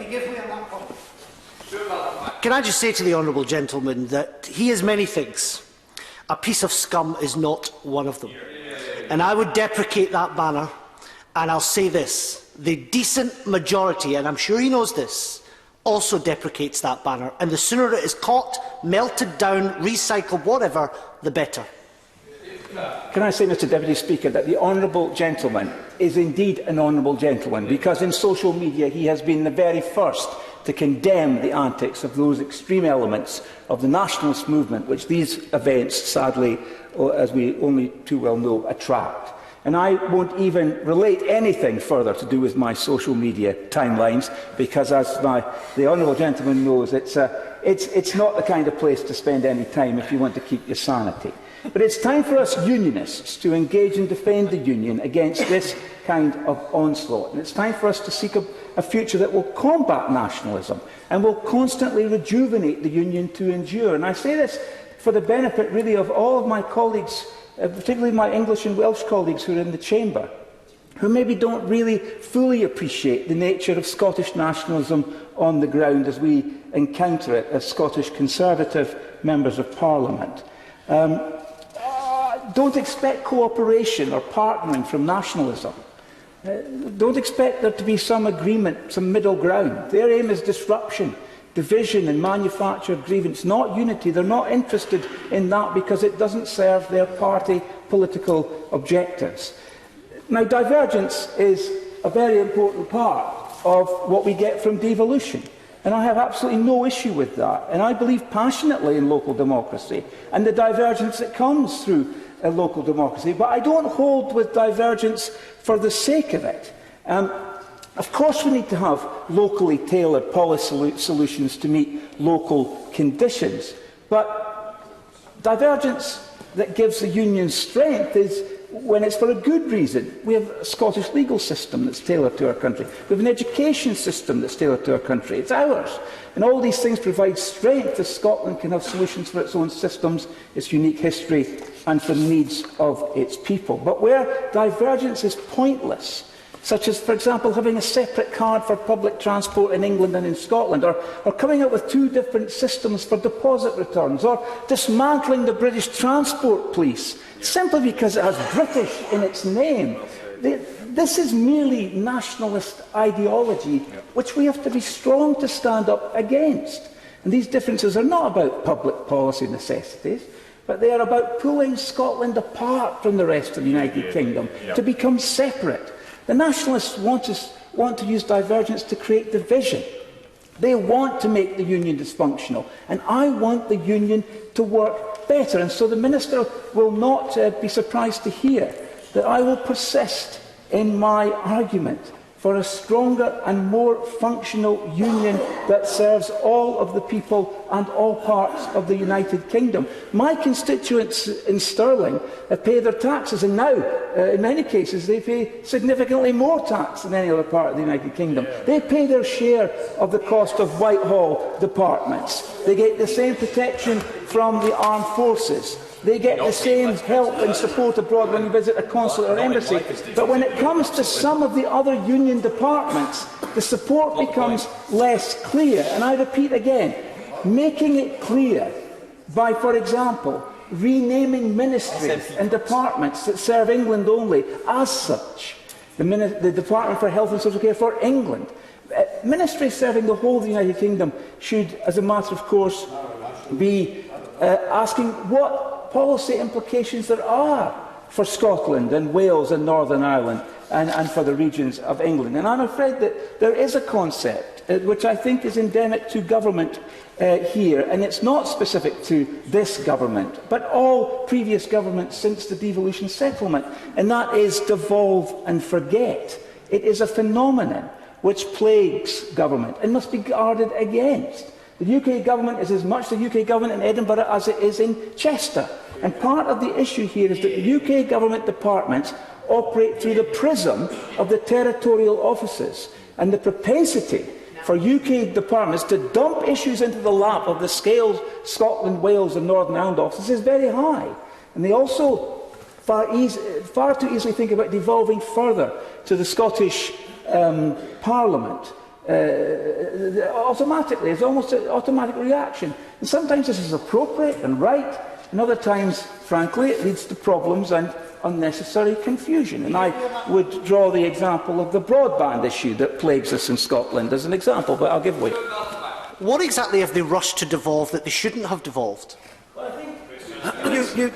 Well, yes, the British Transport Police, as my honourable friend rightly says, is the one that immediately thinks about it. But I would suggest that the delivery of broadband is an example where we should never have devolved the delivery of broadband to the Scottish Government. They were given the responsibility of delivering broadband in Scotland by BD UK, and the result is mayhem. Frankly, we are so far behind other parts of the United Kingdom on the delivery of broadband because we allowed the Scottish Government to get involved in it in the first place. Now we can see the problems with this situation that's arisen, and it makes it unclear who's responsible. Broadband's a good case because when anything good happens in Scotland, the Scottish Government ministers will turn up and get their photographs taken. Anything that goes wrong in Scotland, it's all reserved, and they point at all of us and say, "Oh, it's reserved, you should deal with it." These kinds of games go on all the time, and it's insidious, and it makes it all the more easier for the nationalists in that space of confusion with their ideology of grievance and division to do just that. And we must avoid that by improving our system or machinery of governance. Now, 1 minute. 1 minute. Best bit to come. UK government departments should be unafraid to fly their colours in Scotland. They should be unafraid to proudly hoist the Union flag above their offices every single day of the year, not just on the Queen's birthday. And tell the people of Scotland loudly and proudly that their United Kingdom government is serving them. It will show people clearly that Scotland has two governments that are both working to deliver vital public services for the people of Scotland, but they must work closer together. Now, to conclude, and this may seem somewhat controversial, but this debate about the intergovernmental relations in the UK is going to continue until we address the issue of the machinery that we need to have to make the governments of this country work more closely together. And ironically, I turn to the White Paper on the future relationship between the United Kingdom and the European Union. And I got as far as chapter 4 when it came out and read their details for how governments could work together, how different departments and parliaments could work together for the benefit of the people. And so, with no small sense of irony here, I advise the government to read chapter 4 of the White Paper, starting at page 84 of the White Paper, where, and I know many people never got to page 84, I'm sure, but I did. And in page 84, it talks about how these arrangements could be put in place by which governments could work together. It is a very interesting chapter. And I specifically refer to paragraph 2 of chapter 4, because the institutional arrangements are practical, they're flexible, they create dialogue, they create mechanisms for resolving disputes, and they create accountability. They create the necessary mutual constructive tension that will be necessary for us to get the best government possible for the people of our country. So, to conclude, and I will conclude, Mr Deputy Speaker, and I'm grateful for the support that I get for that statement, if nothing else that I've said. It's understandable in Scotland, where the political climate can sometimes be quite poisonous, for people to feel intimidated and harassed rather than to engage in debate. Because sometimes under the guise of robust debate, so much is said and done that falls squarely into the category of bullying. And fear is understandable, but I call upon Her Majesty's Government not to flinch. This government must face up to that culture firmly and fairly. And I believe it shall. It should be proud and loud about its activities in Scotland. We should not submit to the bullying or the provocation of the nationalists. We should not surrender our country, because on no circumstances would that bring about a flourishing union that would be a boon to the peoples of this country for generations to come, which is what we need now more than ever before. Paul Sweet. Thank you, Mr Deputy Speaker, and it's a pleasure to contribute to this debate, which has been somewhat enlightening so far. But I think my starting point and my analysis in this debate as a democratic socialist is what structures of governance are best situated to deliver maximum economic benefit to working people in terms of delivering the highest possible quality of life in public services and amenities to serve their interests. And that really underpins my thinking. And when I think of the benefits of the Union, I think back to my own grandparents, my grandfather fighting with the Royal Artillery in a common cause with people from all across the United Kingdom to defeat fascism in Europe.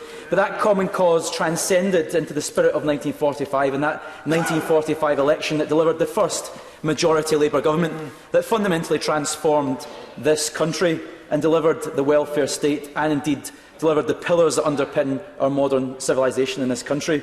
And that really is why I've never had any doubt in my mind about why I wanted to join the Labour Party at the age of 16. I knew that the Labour Party might not have delivered everything that was good, but everything that had been good in this country in the preceding 70 years had been delivered by the Labour Party. And that is why I had no doubt in my mind that every great societal achievement and progress that this country had achieved had been delivered by solidarity of working people acting in the labour and trade union movement. And that is why I have never had any doubt that the United Kingdom serves their interests when the British state is mobilised in their service. And indeed, when I look at Scotland today, I think of the benefits we achieve, and if nothing else holds true, Scotland every year benefits from £9 billion that they wouldn't otherwise have to invest in the provision of public services that ensure the quality of life where people in Scotland is better than it otherwise would be. That is equivalent to £1,470 per person in Scotland every year. And for as long as that figure holds true and holds correct, there can be no socialist analysis for unpicking and destroying that union that delivers that economic and social benefit for the people of Scotland. Indeed, such is the SNP's analysis so awry when it comes to dealing with that reality. They have ran away from the idea of full fiscal autonomy because the transfer is undisputable. Indeed, looking at their latest analysis in the so-called Growth Commission, we have seen the objective about them trying to compare Scotland to other advanced economies in the world and delivering a target of reducing the fiscal deficit in Scotland to under 3% of GDP within 5 to 10 years.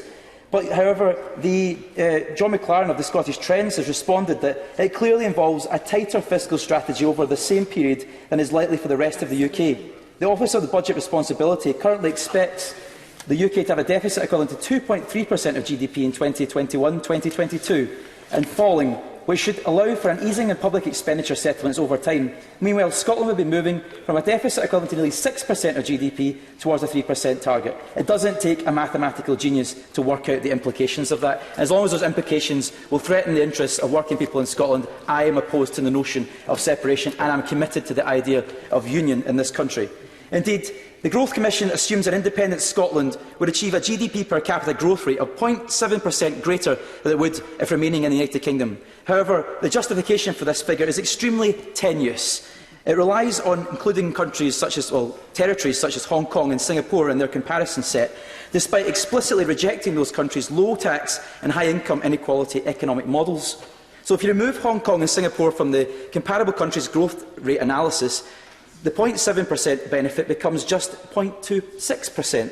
If this were the case, instead of the 25 years the Growth Commission assumes it would take to close the gap with the UK of £9 billion, it would take 67 years. £9 billion is, of course, less than the £10.3 billion effective fiscal transfer that Scotland received from the rest of the UK in 2016-17, something we would lose on day one of independence. So to test that assumption further, if we look back at the Independence White Paper, the equivalent figure used then was in fact just a benefit of 0.12% per annum. On that basis, it would take over 140 years to close the gap with the UK. Why on earth would anyone want to vote for that situation? Finally, if we look at the performance of the three countries in the Growth Commission, explicitly cites as the ones they want to learn in particular from, which were Denmark, Finland and New Zealand, then the superior growth rate using the Growth Commission's own data sources becomes just an immaterial 0.06%. So I think it's becoming apparent that these comparisons are utterly fanciful, but on that basis it would take nearly 300 years to close the gap. That is the entire length of time that the United Kingdom has existed. It's utterly absurd and demonstrates that the Growth Commission is intellectually bereft of any rigour. Then we have the albatross of the currency, of course, and in designing a currency regime, the mechanism for independent country, it is critical that the regime offers the country a credible means of adjusting disequilibria, that is, deficits and surpluses on its balance of payments.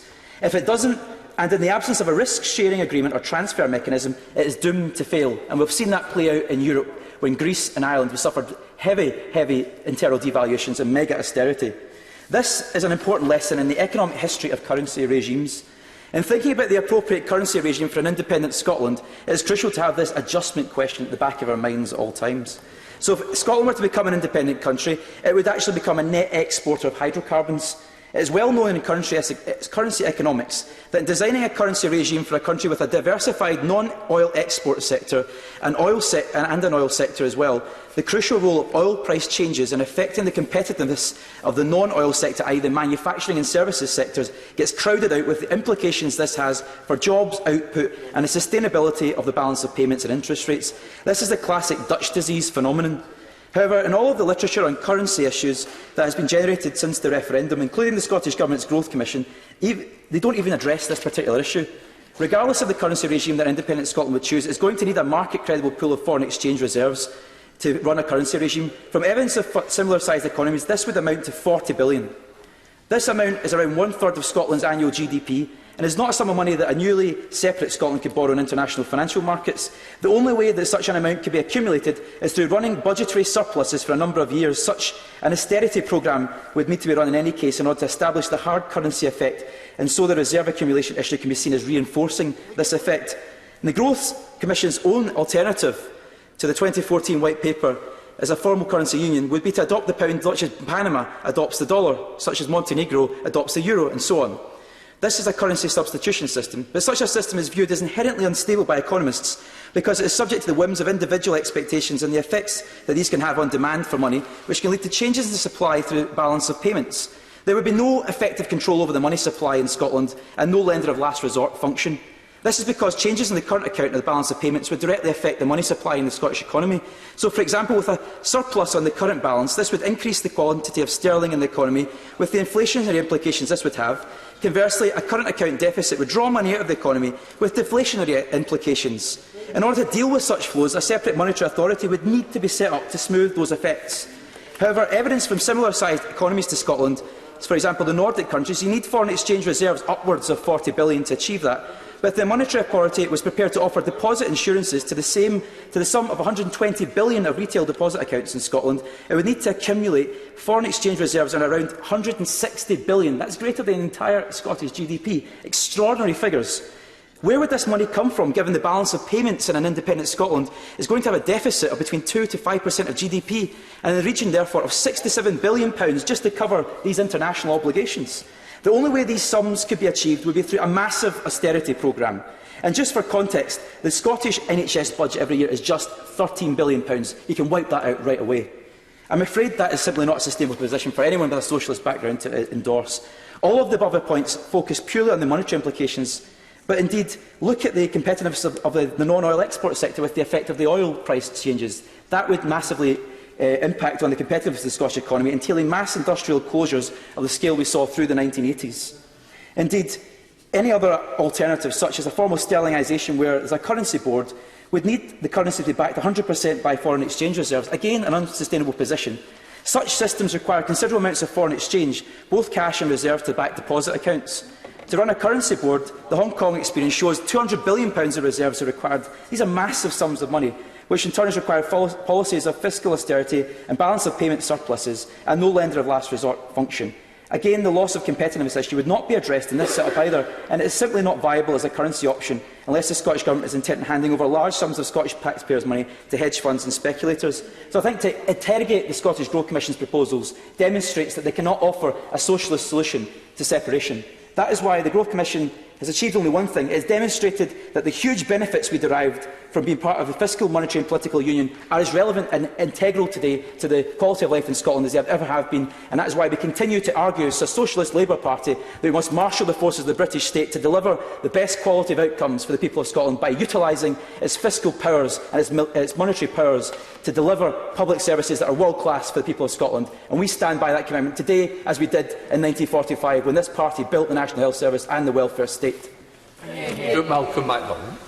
Interesting, Mr Deputy Speaker, to follow the Shadow Minister, because he's a member of the House who's been here now for a year and somebody who I get on with personally out of this chamber incredibly well. But he is a Shadow Scotland Office Minister. And in that 10-minute speech he just gave on strengthening the Union, there was not one single policy put forward from the Shadow Minister on how he sees the Union being strengthened. Instead, we were treated to a 10-minute anti-independence diatribe. I'll give way to him shortly, but I want to get into the crux of what I'm going to say first. I will be generous, though, to the Minister who will be summing up, the Honourable Gentleman for Pudsey, who I do congratulate on his appointment to the Defence Procurement Portfolio. He's been a kind and honourable member in the time I've been here, and I certainly wish him well as my party's defence spokesperson. But I'm afraid to say that the opening speech made by the Constitution Minister in the Cabinet Office was something else. I don't think I've heard a speech that has been delivered through such rose-tinted, land of hope and glory lenses than I heard at the opening of this debate earlier on today, despite several giving a strong running to beat her in that as the debate went on. Such an incredible lack of self-awareness to bring forward a debate on strengthening the Union the day before the UK Government takes the Scottish Parliament to the UK Supreme Court. But a lack of self-awareness is only one of the things that plagues politics in this place, and I'll come to the others later. But I said I'd come back to the Shadow Minister. Well, I thank my fellow member for Glasgow for giving way, and I would have to put to him the fundamental ethos of my argument was based on the idea that the British state can marshal far greater fiscal and monetary benefits for the quality of life of the people of Scotland. That underpinned what I was arguing for in the spirit of 1945. Would he agree that that's a fair analysis? I agree that he believes that to be the case. I'm afraid that I don't believe that to be the case, because, like him, I see too many injustices delivered by the British state through the welfare system, the rape clause, the WASPy women, who I'm sure he meets many of in his own constituency. So I'm afraid I don't buy his argument. I just think it's a shame he has become so convinced by it. But, Mr Deputy Speaker, no, I won't. I want to make some progress. I want to quote a former Glasgow member, independent Labour Party member. He was the Member of Parliament for Bridgeton, the late great Jimmy Maxton, born in my own constituency of Pollokshaws. And he said in a speech he gave, "I believe we can achieve more for the Scottish people within 5 years of a Scottish Parliament than 25 to 30 years of the heartbreaking struggle in the British House of Commons." Well, if only some of that thought would plague the benches to my right, rather than the thoughts that plague them right now. Is it any wonder that Winston Churchill described Maxton as possibly the greatest parliamentarian of his day? Indeed, that quote from Maxton is, I believe, the bar by which we should measure the progress of Scotland's Parliament.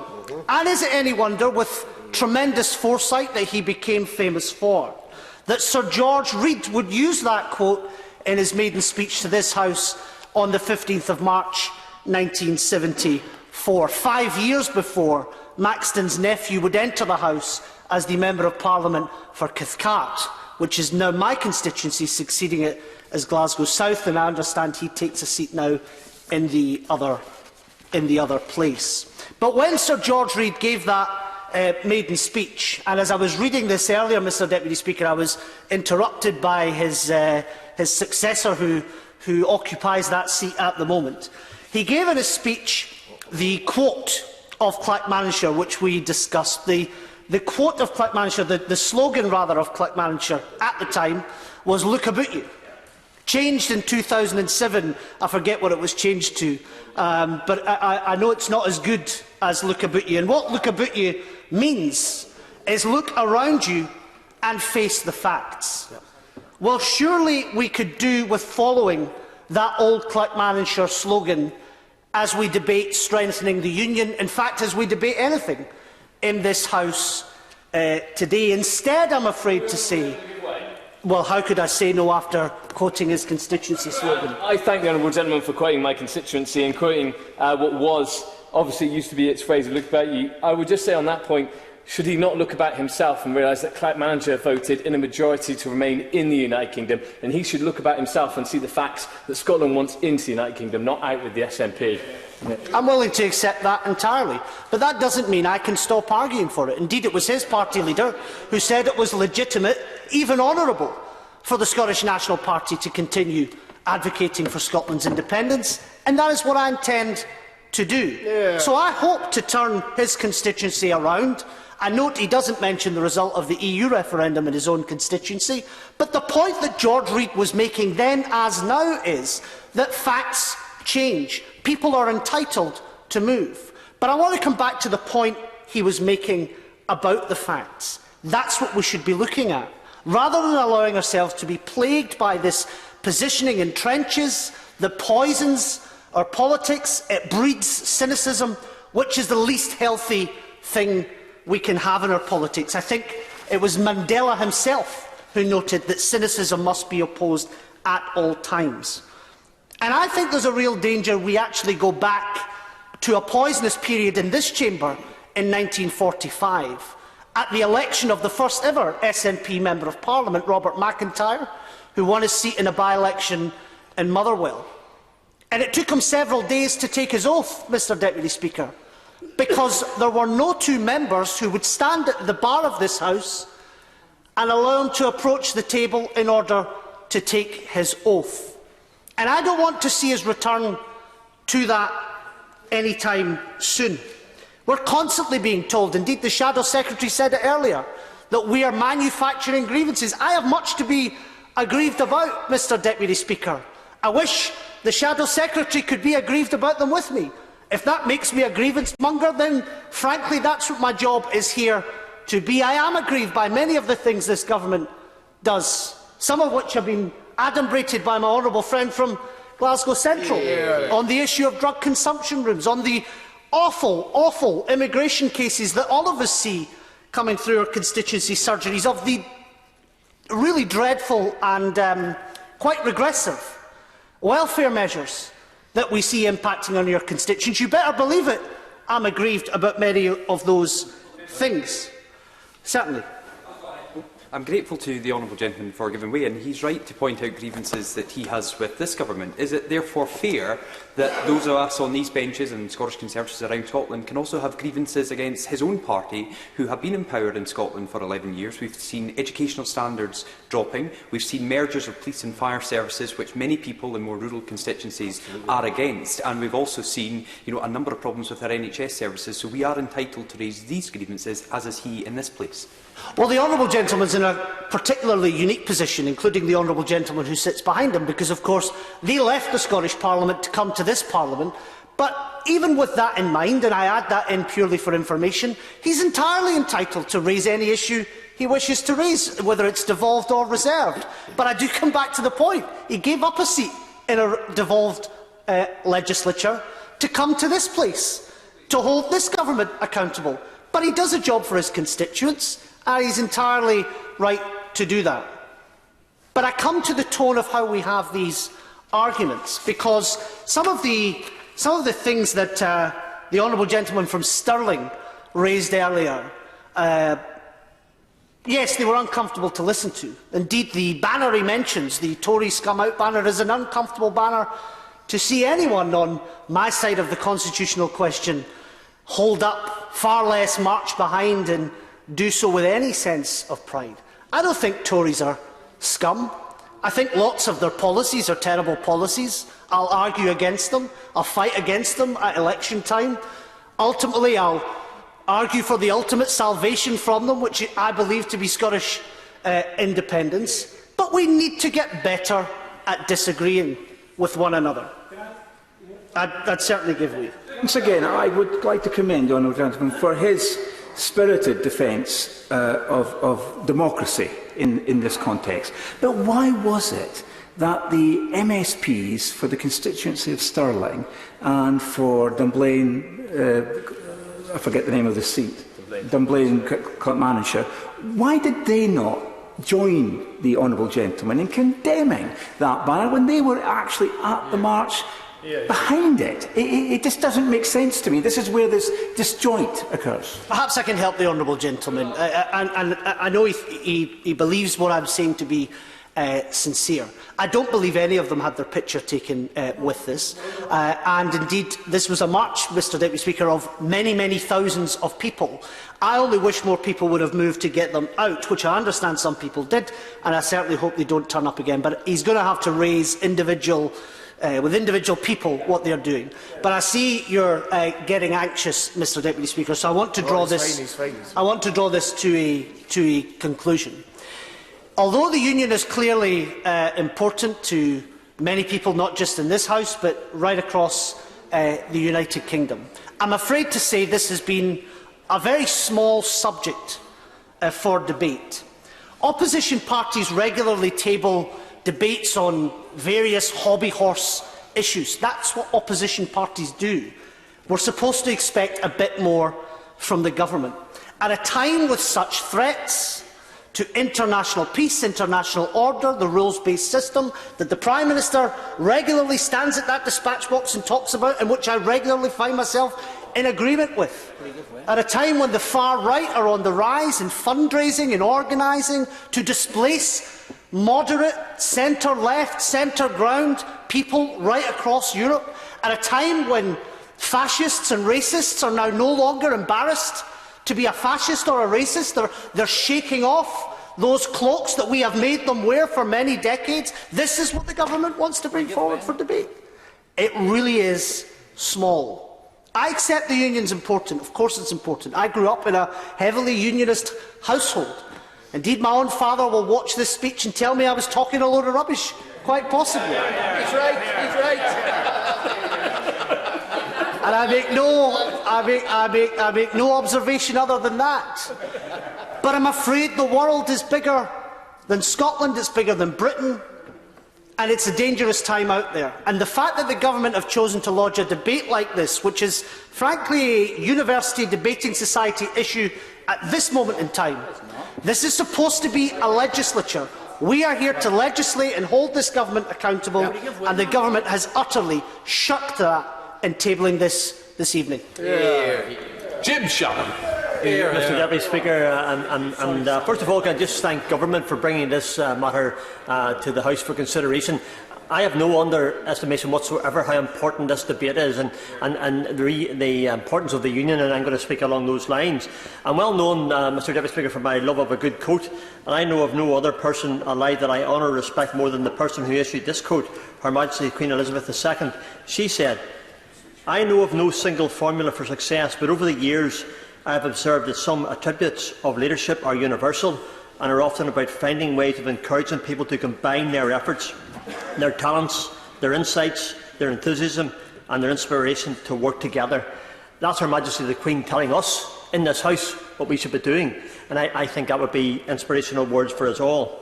And it's important that we're here with the parties who have contributed, the Conservative Party, the Labour Party, the Scots Nats and ourselves and the Democratic Unionists.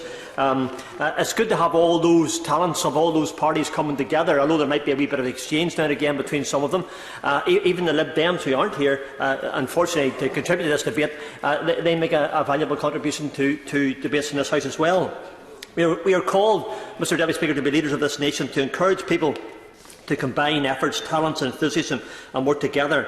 And I look around this chamber at my fellow members, and sometimes, Mr Deputy Speaker, I am slightly in awe of some of the abilities, some of the intelligence and then personalities at play, but I also become frustrated when I see that instead of working together through difficulties and through different opinions to provide our best and strongest fit through negotiations, we have shown sometimes a fractured relationship, and from that we have shown weakness.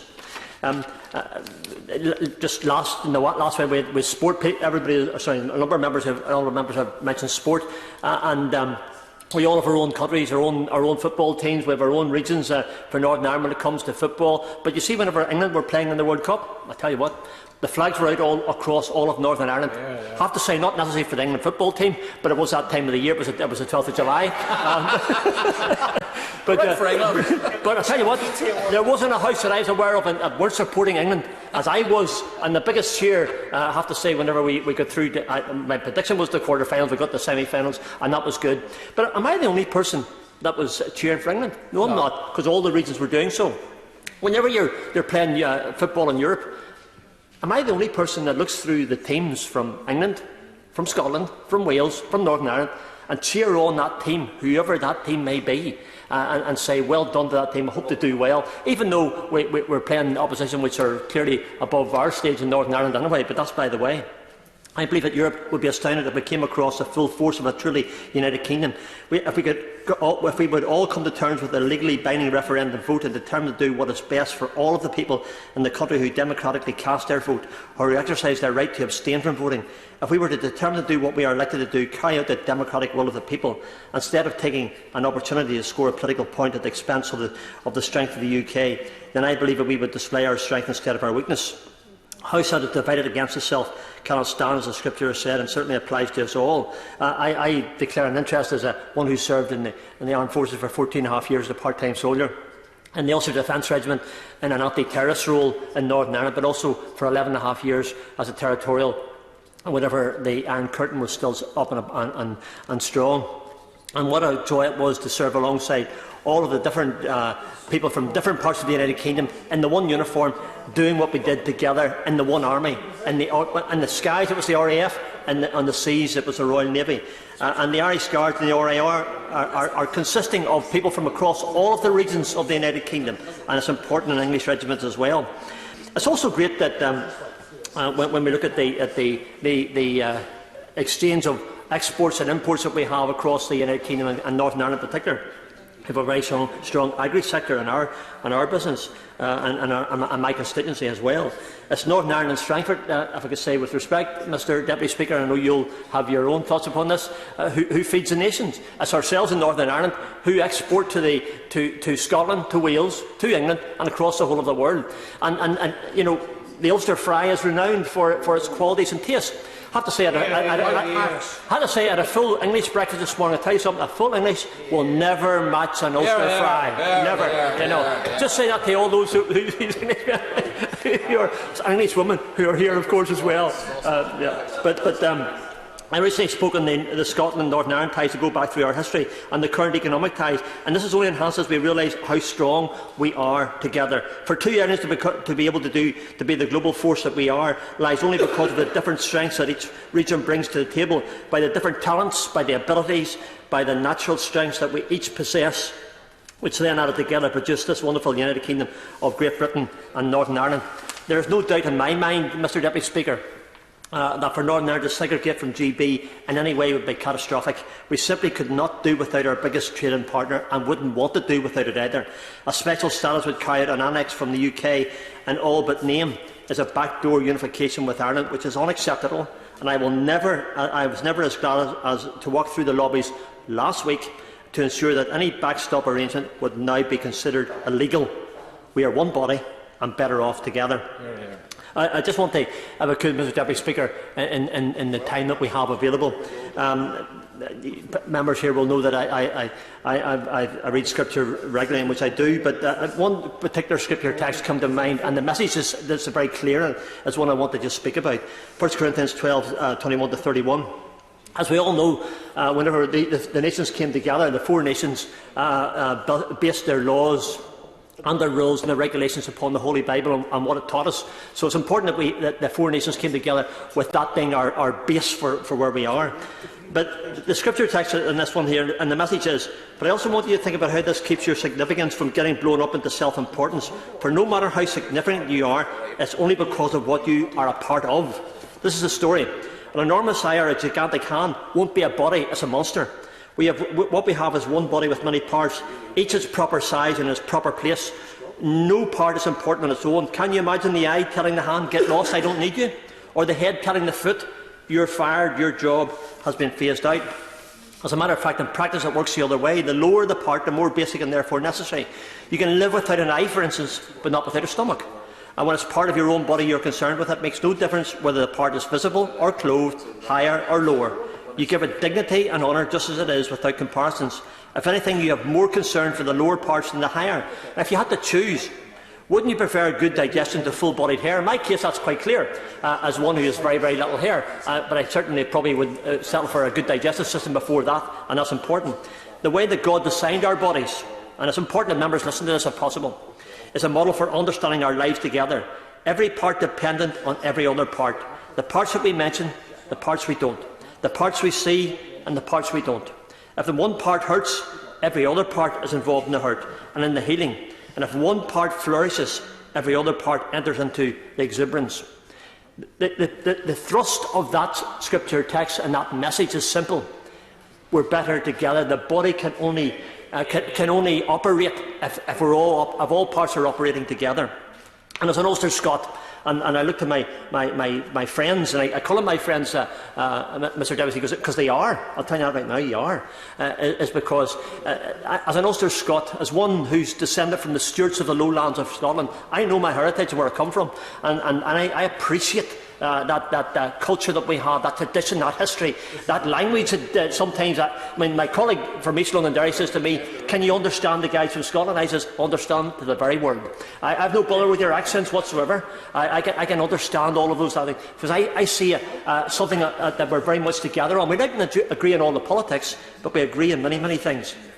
And that is why I truly believe that we're better off together. When you look at your English history, at your Welsh history, and you look at the names, they will intertwine, and the four nations are very clearly through the relationships are strong, and stronger when we are united in the face of those who wish to see us crumble.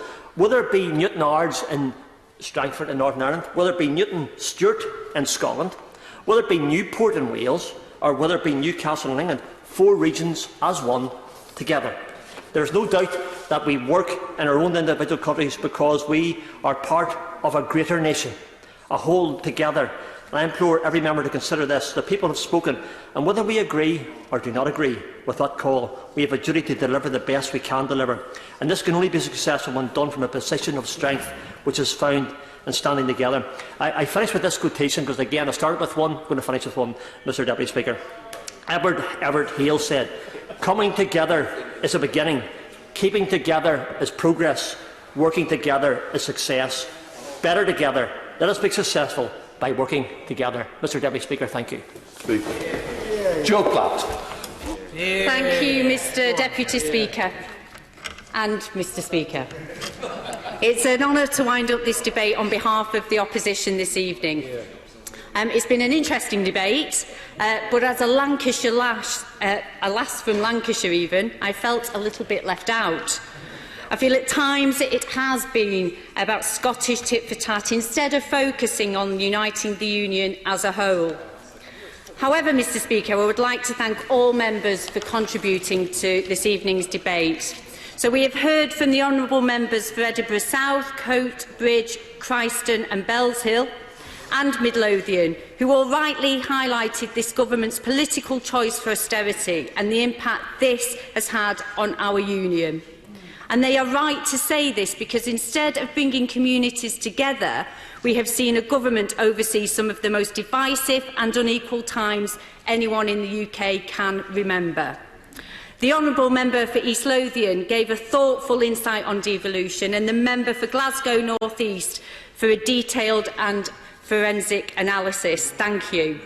I would also like to thank all those members who used the debate as a history lesson to settle old scores of the past 20 years of devolution. However, I want to focus my remarks on the statement today and the Union for tomorrow. What has become clear from all these contributions is a developing narrative, a narrative of passing responsibility away without passing the money or the powers. Quite simply, they have been passing the book without passing the books. And devolution devoid of real power is quite frankly meaningless and an insult to the communities it was supposed to serve. But how did we get to this state of affairs today? Well, it can be traced back to the brutality of the austerity cuts introduced 8 years ago. The government knew that they couldn't weather the storm of the spending cuts they wanted to implement across the UK. So in England, they chose to heap responsibility and obligations on our local authorities, city regions and regional mayors, whilst at the same time cutting their budgets and limiting their powers. Let everyone take the blame for their cuts and take no responsibility for their own brutal actions. And in our devolved nations, the government has failed to entrust our devolved assemblies and parliaments. Under cover of their self-made Brexit chaos, the government is snatching powers back to Whitehall rather than strengthening our devolved nations, preferring to kick the political football and yet again put self-interest before the strength of the Union, wasting a historic opportunity to seek and to secure further devolution. The promise of meaningful devolution for our communities has been exposed as merely a masquerade for the regime of austerity and Westminster-centric power. As an MP for a northern town, this betrayal was particularly stinging because I know exactly how desperately devolution is needed. For too long, our town economies, our northern regions, our nations of the UK have been neglected. Power, resources and funding is tightly held by Whitehall, with communities across the country having little say, influence or even knowledge of the decisions affecting their daily lives. Some say these towns and areas have been left behind, too slow to respond to a rapidly changing country. Well, I say they have been held back by a system that gives them no voice and no choice. In my own constituency of Lee, we have seen the gradual decline of our manufacturing base. The beaching cuts of the 1960s disconnected our town from the rail network, and our economy experienced a total drying up of the infrastructure investment needed to attract business growth and create well-paid, secure jobs. The answer from this government to my own area of Greater Manchester is to point to our two regional transport bodies, our combined authority and our new city mayor. On the face of it, this is exactly what was needed, and you can just imagine the hope that communities such as Lee were given. Would this be the moment when power, resources and funding was handed back down to local level? Unfortunately, the reality is far from the promise. Responsibility was gladly handed down, but the powers didn't follow. The regional transport bodies that were created know exactly what is needed to meet transport demands and attract investment and stimulate growth, but are without the powers to enact transformative plans. Our Mayor, Andy Burnham, is trying his hardest to tackle the local skills shortage, to keep our communities safe and to meet our housing needs, but he is left without the ability to take a whole-system approach to these burning issues. Right across the country, we have seen councils, mayors, local authorities and transport bodies left as the punching bag for local anger, but restrained by Westminster from taking any meaningful action. And then we come to the government's pet project, the Northern Powerhouse.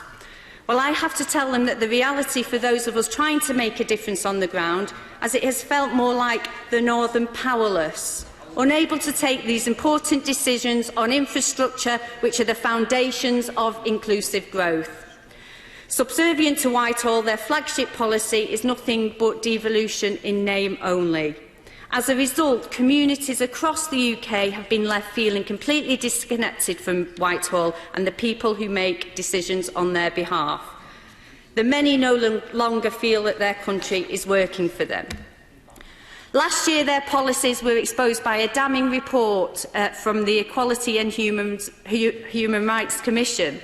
It stated that as a result of the 2010-2017 austerity measures, and I quote, households with one or more disabled member will be significantly more adversely impacted than those with no disabled members. It stated that ethnic minority households will be more adversely impacted than white households. Lone parents lose around 15% of their net income on average, almost £1 in every £6. By contrast, the losses for all other family groups are much smaller, from nothing to 8%. Women lose more than men from reforms at every income level. Does that sound to you like we're all in this together? Whether it's town versus cities, rich versus poor, Remain versus Leave, the divide and rule tactics they have used has left our country in a far less cohesive place than they found it. So what should a strong union look like? A strong United Kingdom is where opportunity is open to all and success isn't dependent on background or wealth, but on talent and resolve. Yes. A strong United Kingdom is when our different cultures and traditions are respected, but come together as one, when we appreciate and celebrate the differences and the unique qualities of our nations and our regions, instead of using them as a source of division. Yes. A strong United Kingdom is where power lays with the many, when communities are resourced and empowered to make meaningful decisions on their day-to-day lives, and when everyone, young and old, north and south, rich and poor, feel they have a stake in society. And we on this side of the House have that plan for meaningful devolution, a plan that builds on the successes of the previous Labour government and looks to meet the needs and aspirations of the nations and our regions. A plan that unites our communities and our country at a time when unity is needed more than ever. And that is why Labour have committed to a constitutional convention if elected. If we are truly to transform and strengthen our union, we need to have that wider conversation about our union settlement for the decades to come, and that cannot be done from Westminster. These decisions need to rise above the day-to-day politics of this place and be made by the people political reform will most affect. Our aim in government will be to transform our politics so we can finally transform our economy and society. The next Labour government will extend democracy, bringing it closer to the many. Break up the political influence of corporate power when it serves its own interests over those of society. Acknowledge that local needs can only be met by local people with meaningful decision-making powers, and recognise that meaningful devolution needs the proper funding to allow and to follow, which is why we have also proposed a National Investment Bank, which sits in the community, making local decisions on local infrastructure by local people. I'll carry on, thank you. No longer can Whitehall hold the purse strings, dictating from London investment decisions in our towns and villages. No one is better placed to assess the needs of a community than those living within it. Labour recognises this and would remedy this. Mr Speaker, 8 years of Tory rule has left our United Kingdom less united than ever before. And to understand this government's motives, we only need to look back at the last few weeks of mayhem. A crisis among the Conservatives has led to a divided party, warring amongst themselves at the expense of the country. But divide and rule is all they know. It's been typical of the last 8 years. Week after week, we are treated to the sight of self-serving politicians, putting individual and party ambition before the needs of the country, and everyone has had enough. In the midst of the most turbulent political time any of us can remember, it is now that the communities we serve need the leadership, the stability and the investment to reunite the United Kingdom. Labour has that plan, a plan to give power back to the many, to strengthen those powers with adequate resourcing and, most importantly, to be unafraid to entrust our local authorities, mayors, devolved assemblies with crucial decisions. I'm just about to finish. We will transform the outdated political structures of this country, ensuring that they are fit to deliver Labour's ambition to reverse decades of growing inequality and achieve social justice. That plan is called For the Many, Not the Few, and the next Labour government will deliver it, finally bringing power back to where it belongs, in our communities. Will the Minister Stuart Andrew to reply to the debate? Thank you, Mr Speaker. It's a pleasure to also reply to this debate in what is my last act as a Wales Minister as I move on. can I take this opportunity to say what a great pleasure it has been to work with the Wales office, and I want to pay tribute to the team that have supported me brilliantly, and the work actually with members from across the House in Wales and out in Wales itself. I also want to pay tribute to the Honourable Lady Lee. I know that was her first time at the dispatch box. Always nerve-wracking.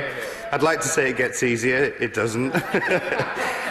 This has indeed been a very important debate, and like many other people here today, I am a proud unionist.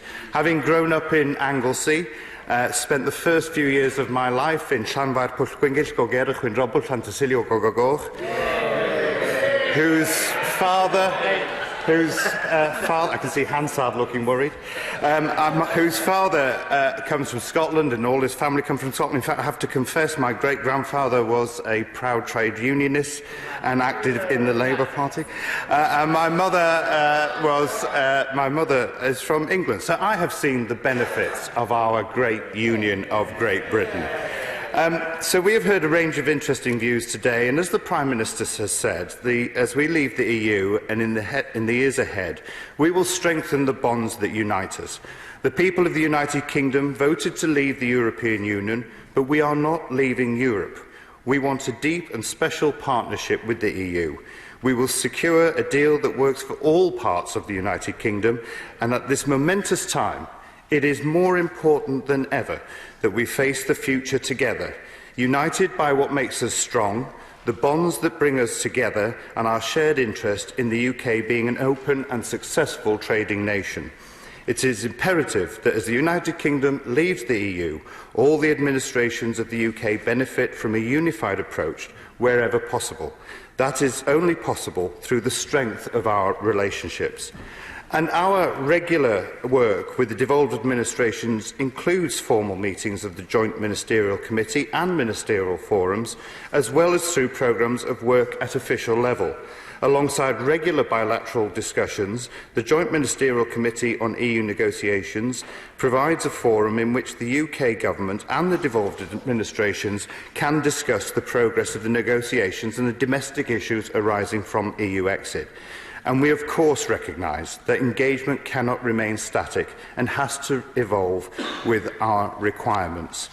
As has rightly been highlighted today, respect for devolution is key to the constitutional integrity of the Union. The UK Government is resolute in its commitment to the devolution settlements. Devolution is about working together to deliver for the whole of the UK, and we remain committed to giving the different nations of the UK the space they need to pursue different domestic policies whilst protecting and preserving the benefits of being part of the wider United Kingdom. Yes. I just wonder if all of this is so important and respecting devolution is so important, he can explain why, for the first time in history, this House and this Government has chosen to override the will of the Scottish Parliament by passing the EU withdrawal bill without a legislative consent memorandum. Well, he will know full well that this Government engaged massively with both the Welsh Government and the Scottish Government, and came a long way in listening to the views that were represented by both governments. The Welsh Government, thankfully, recognised that the Government has come a long way and has brought about a measure that is acceptable. It is a shame that the Scottish Government wanted to play politics instead of doing something. Sorry. Anyway, as I was saying, a number of important elements of our union have been discussed today, and I would like to thank my honourable friend, the Minister, for highlighting during her opening speech the role of the armed forces to the union.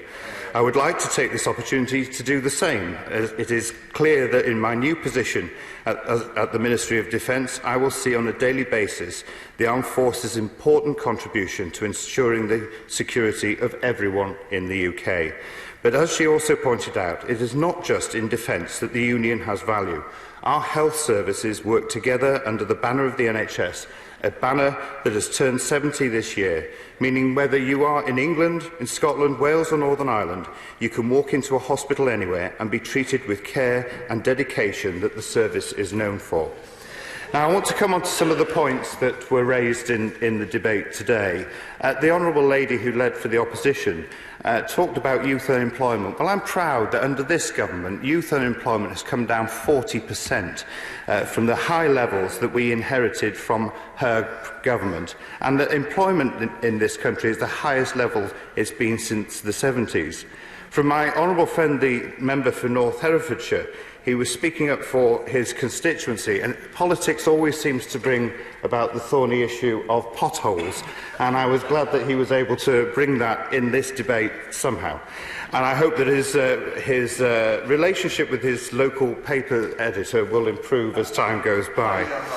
The honourable member for Edinburgh East said that he didn't want to go into the detail of the independence referendum, and I wonder why.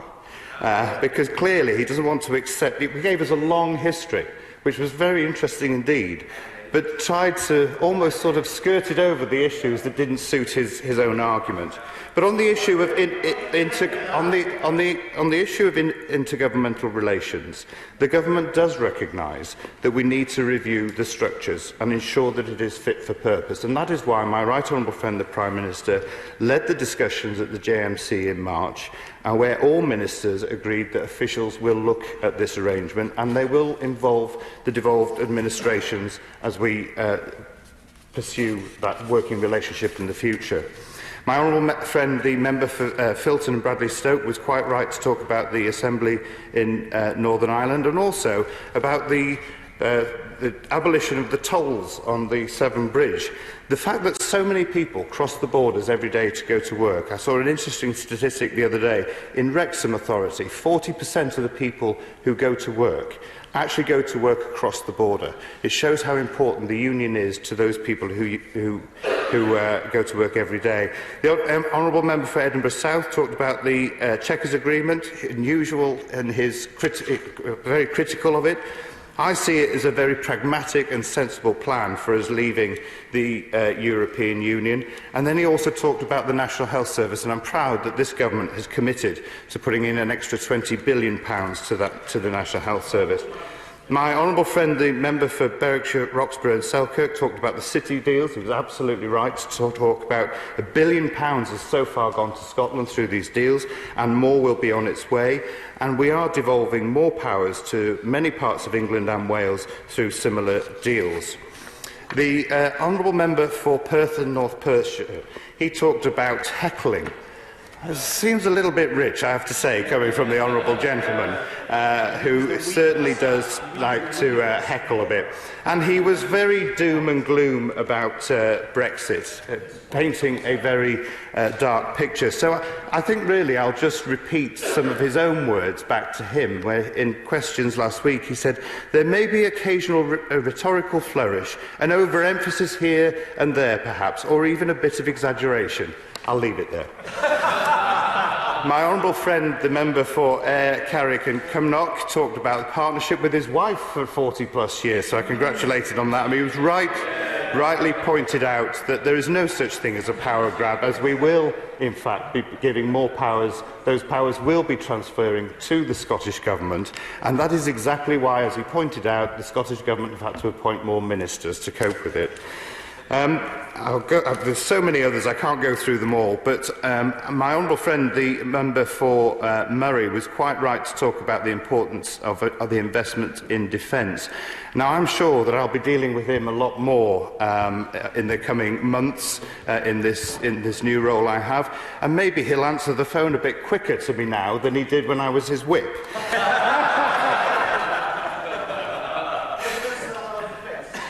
Yes. Given he's now a Defence Minister, I hope he can help me. What was the promise made by the then Defence Secretary, now the Chancellor, during the independence referendum on troop numbers in Scotland, and how far off target is the government right now? Well, the honest answer is I don't know the answer to that question, but I'll be honest about it. I'll happily get back to him if he will allow me. The honourable lady for Midlothian was talking about how sad it is that people feel they have to choose between being Scottish or British, and I think that is an important point. You know, some of us I consider myself Welsh, but actually I'm also very proud to be British too. The honourable member for West Aberdeenshire and Kincardine quite rightly pointed out that people like Alex Salmond will never respect the results of the referendum, and it's only this party that has respected both of those referendums in 2014 and 16. And quite rightly, the honourable member for East Antrim said that this is not a pointless end-of-term debate. The union is incredibly important to this country, to this government. My honourable friend, the member for Morecambe and Lonsdale, reminded that he's the only PPS who served for Wales, Scotland and Northern Ireland office. And the member for East Lothian made a very interesting quote saying that Union is a cul-de-sac, and it's not a cul-de-sac, it's a highway. And my honourable friend for Stirling, quite right, pointed out about the tone of our politics. It is outrageous to see banners that have words like Tory scum out, and I pay tribute to the honourable member for Glasgow South for making that intervention. I think it is right. I think a number of people have said in this debate that does get heated and has high passions that we treat each other with decency when we address those. The final contributions came from the honourable member for Glasgow North East and Glasgow South, who was very kind about my recent appointment, and of course the honourable member for Strangford, who talked about sport. And I think one of the things I've noticed that really does unite us together is that if Wales are playing, I will cheer them on. But in the recent World Cup, I was more than happy to share celebrations as England went through those stages of that World Cup. And I think that's what we should all do, is celebrate the great things that unite us as a nation. England, Scotland, Northern Ireland and Wales have so many different characteristics, so many different cultural contributions to make, but that is what makes this union such a unique and special thing that we should be proud of and must continue. The question is that this House has considered strengthening the union. As many as have that opinion say aye. Aye. To the contrary, no. I think the ayes have it. The ayes have it. Order. We come now to motion number 2, relating to the Digital Culture, Media and Sport Committee. Mr. Wiggin on behalf.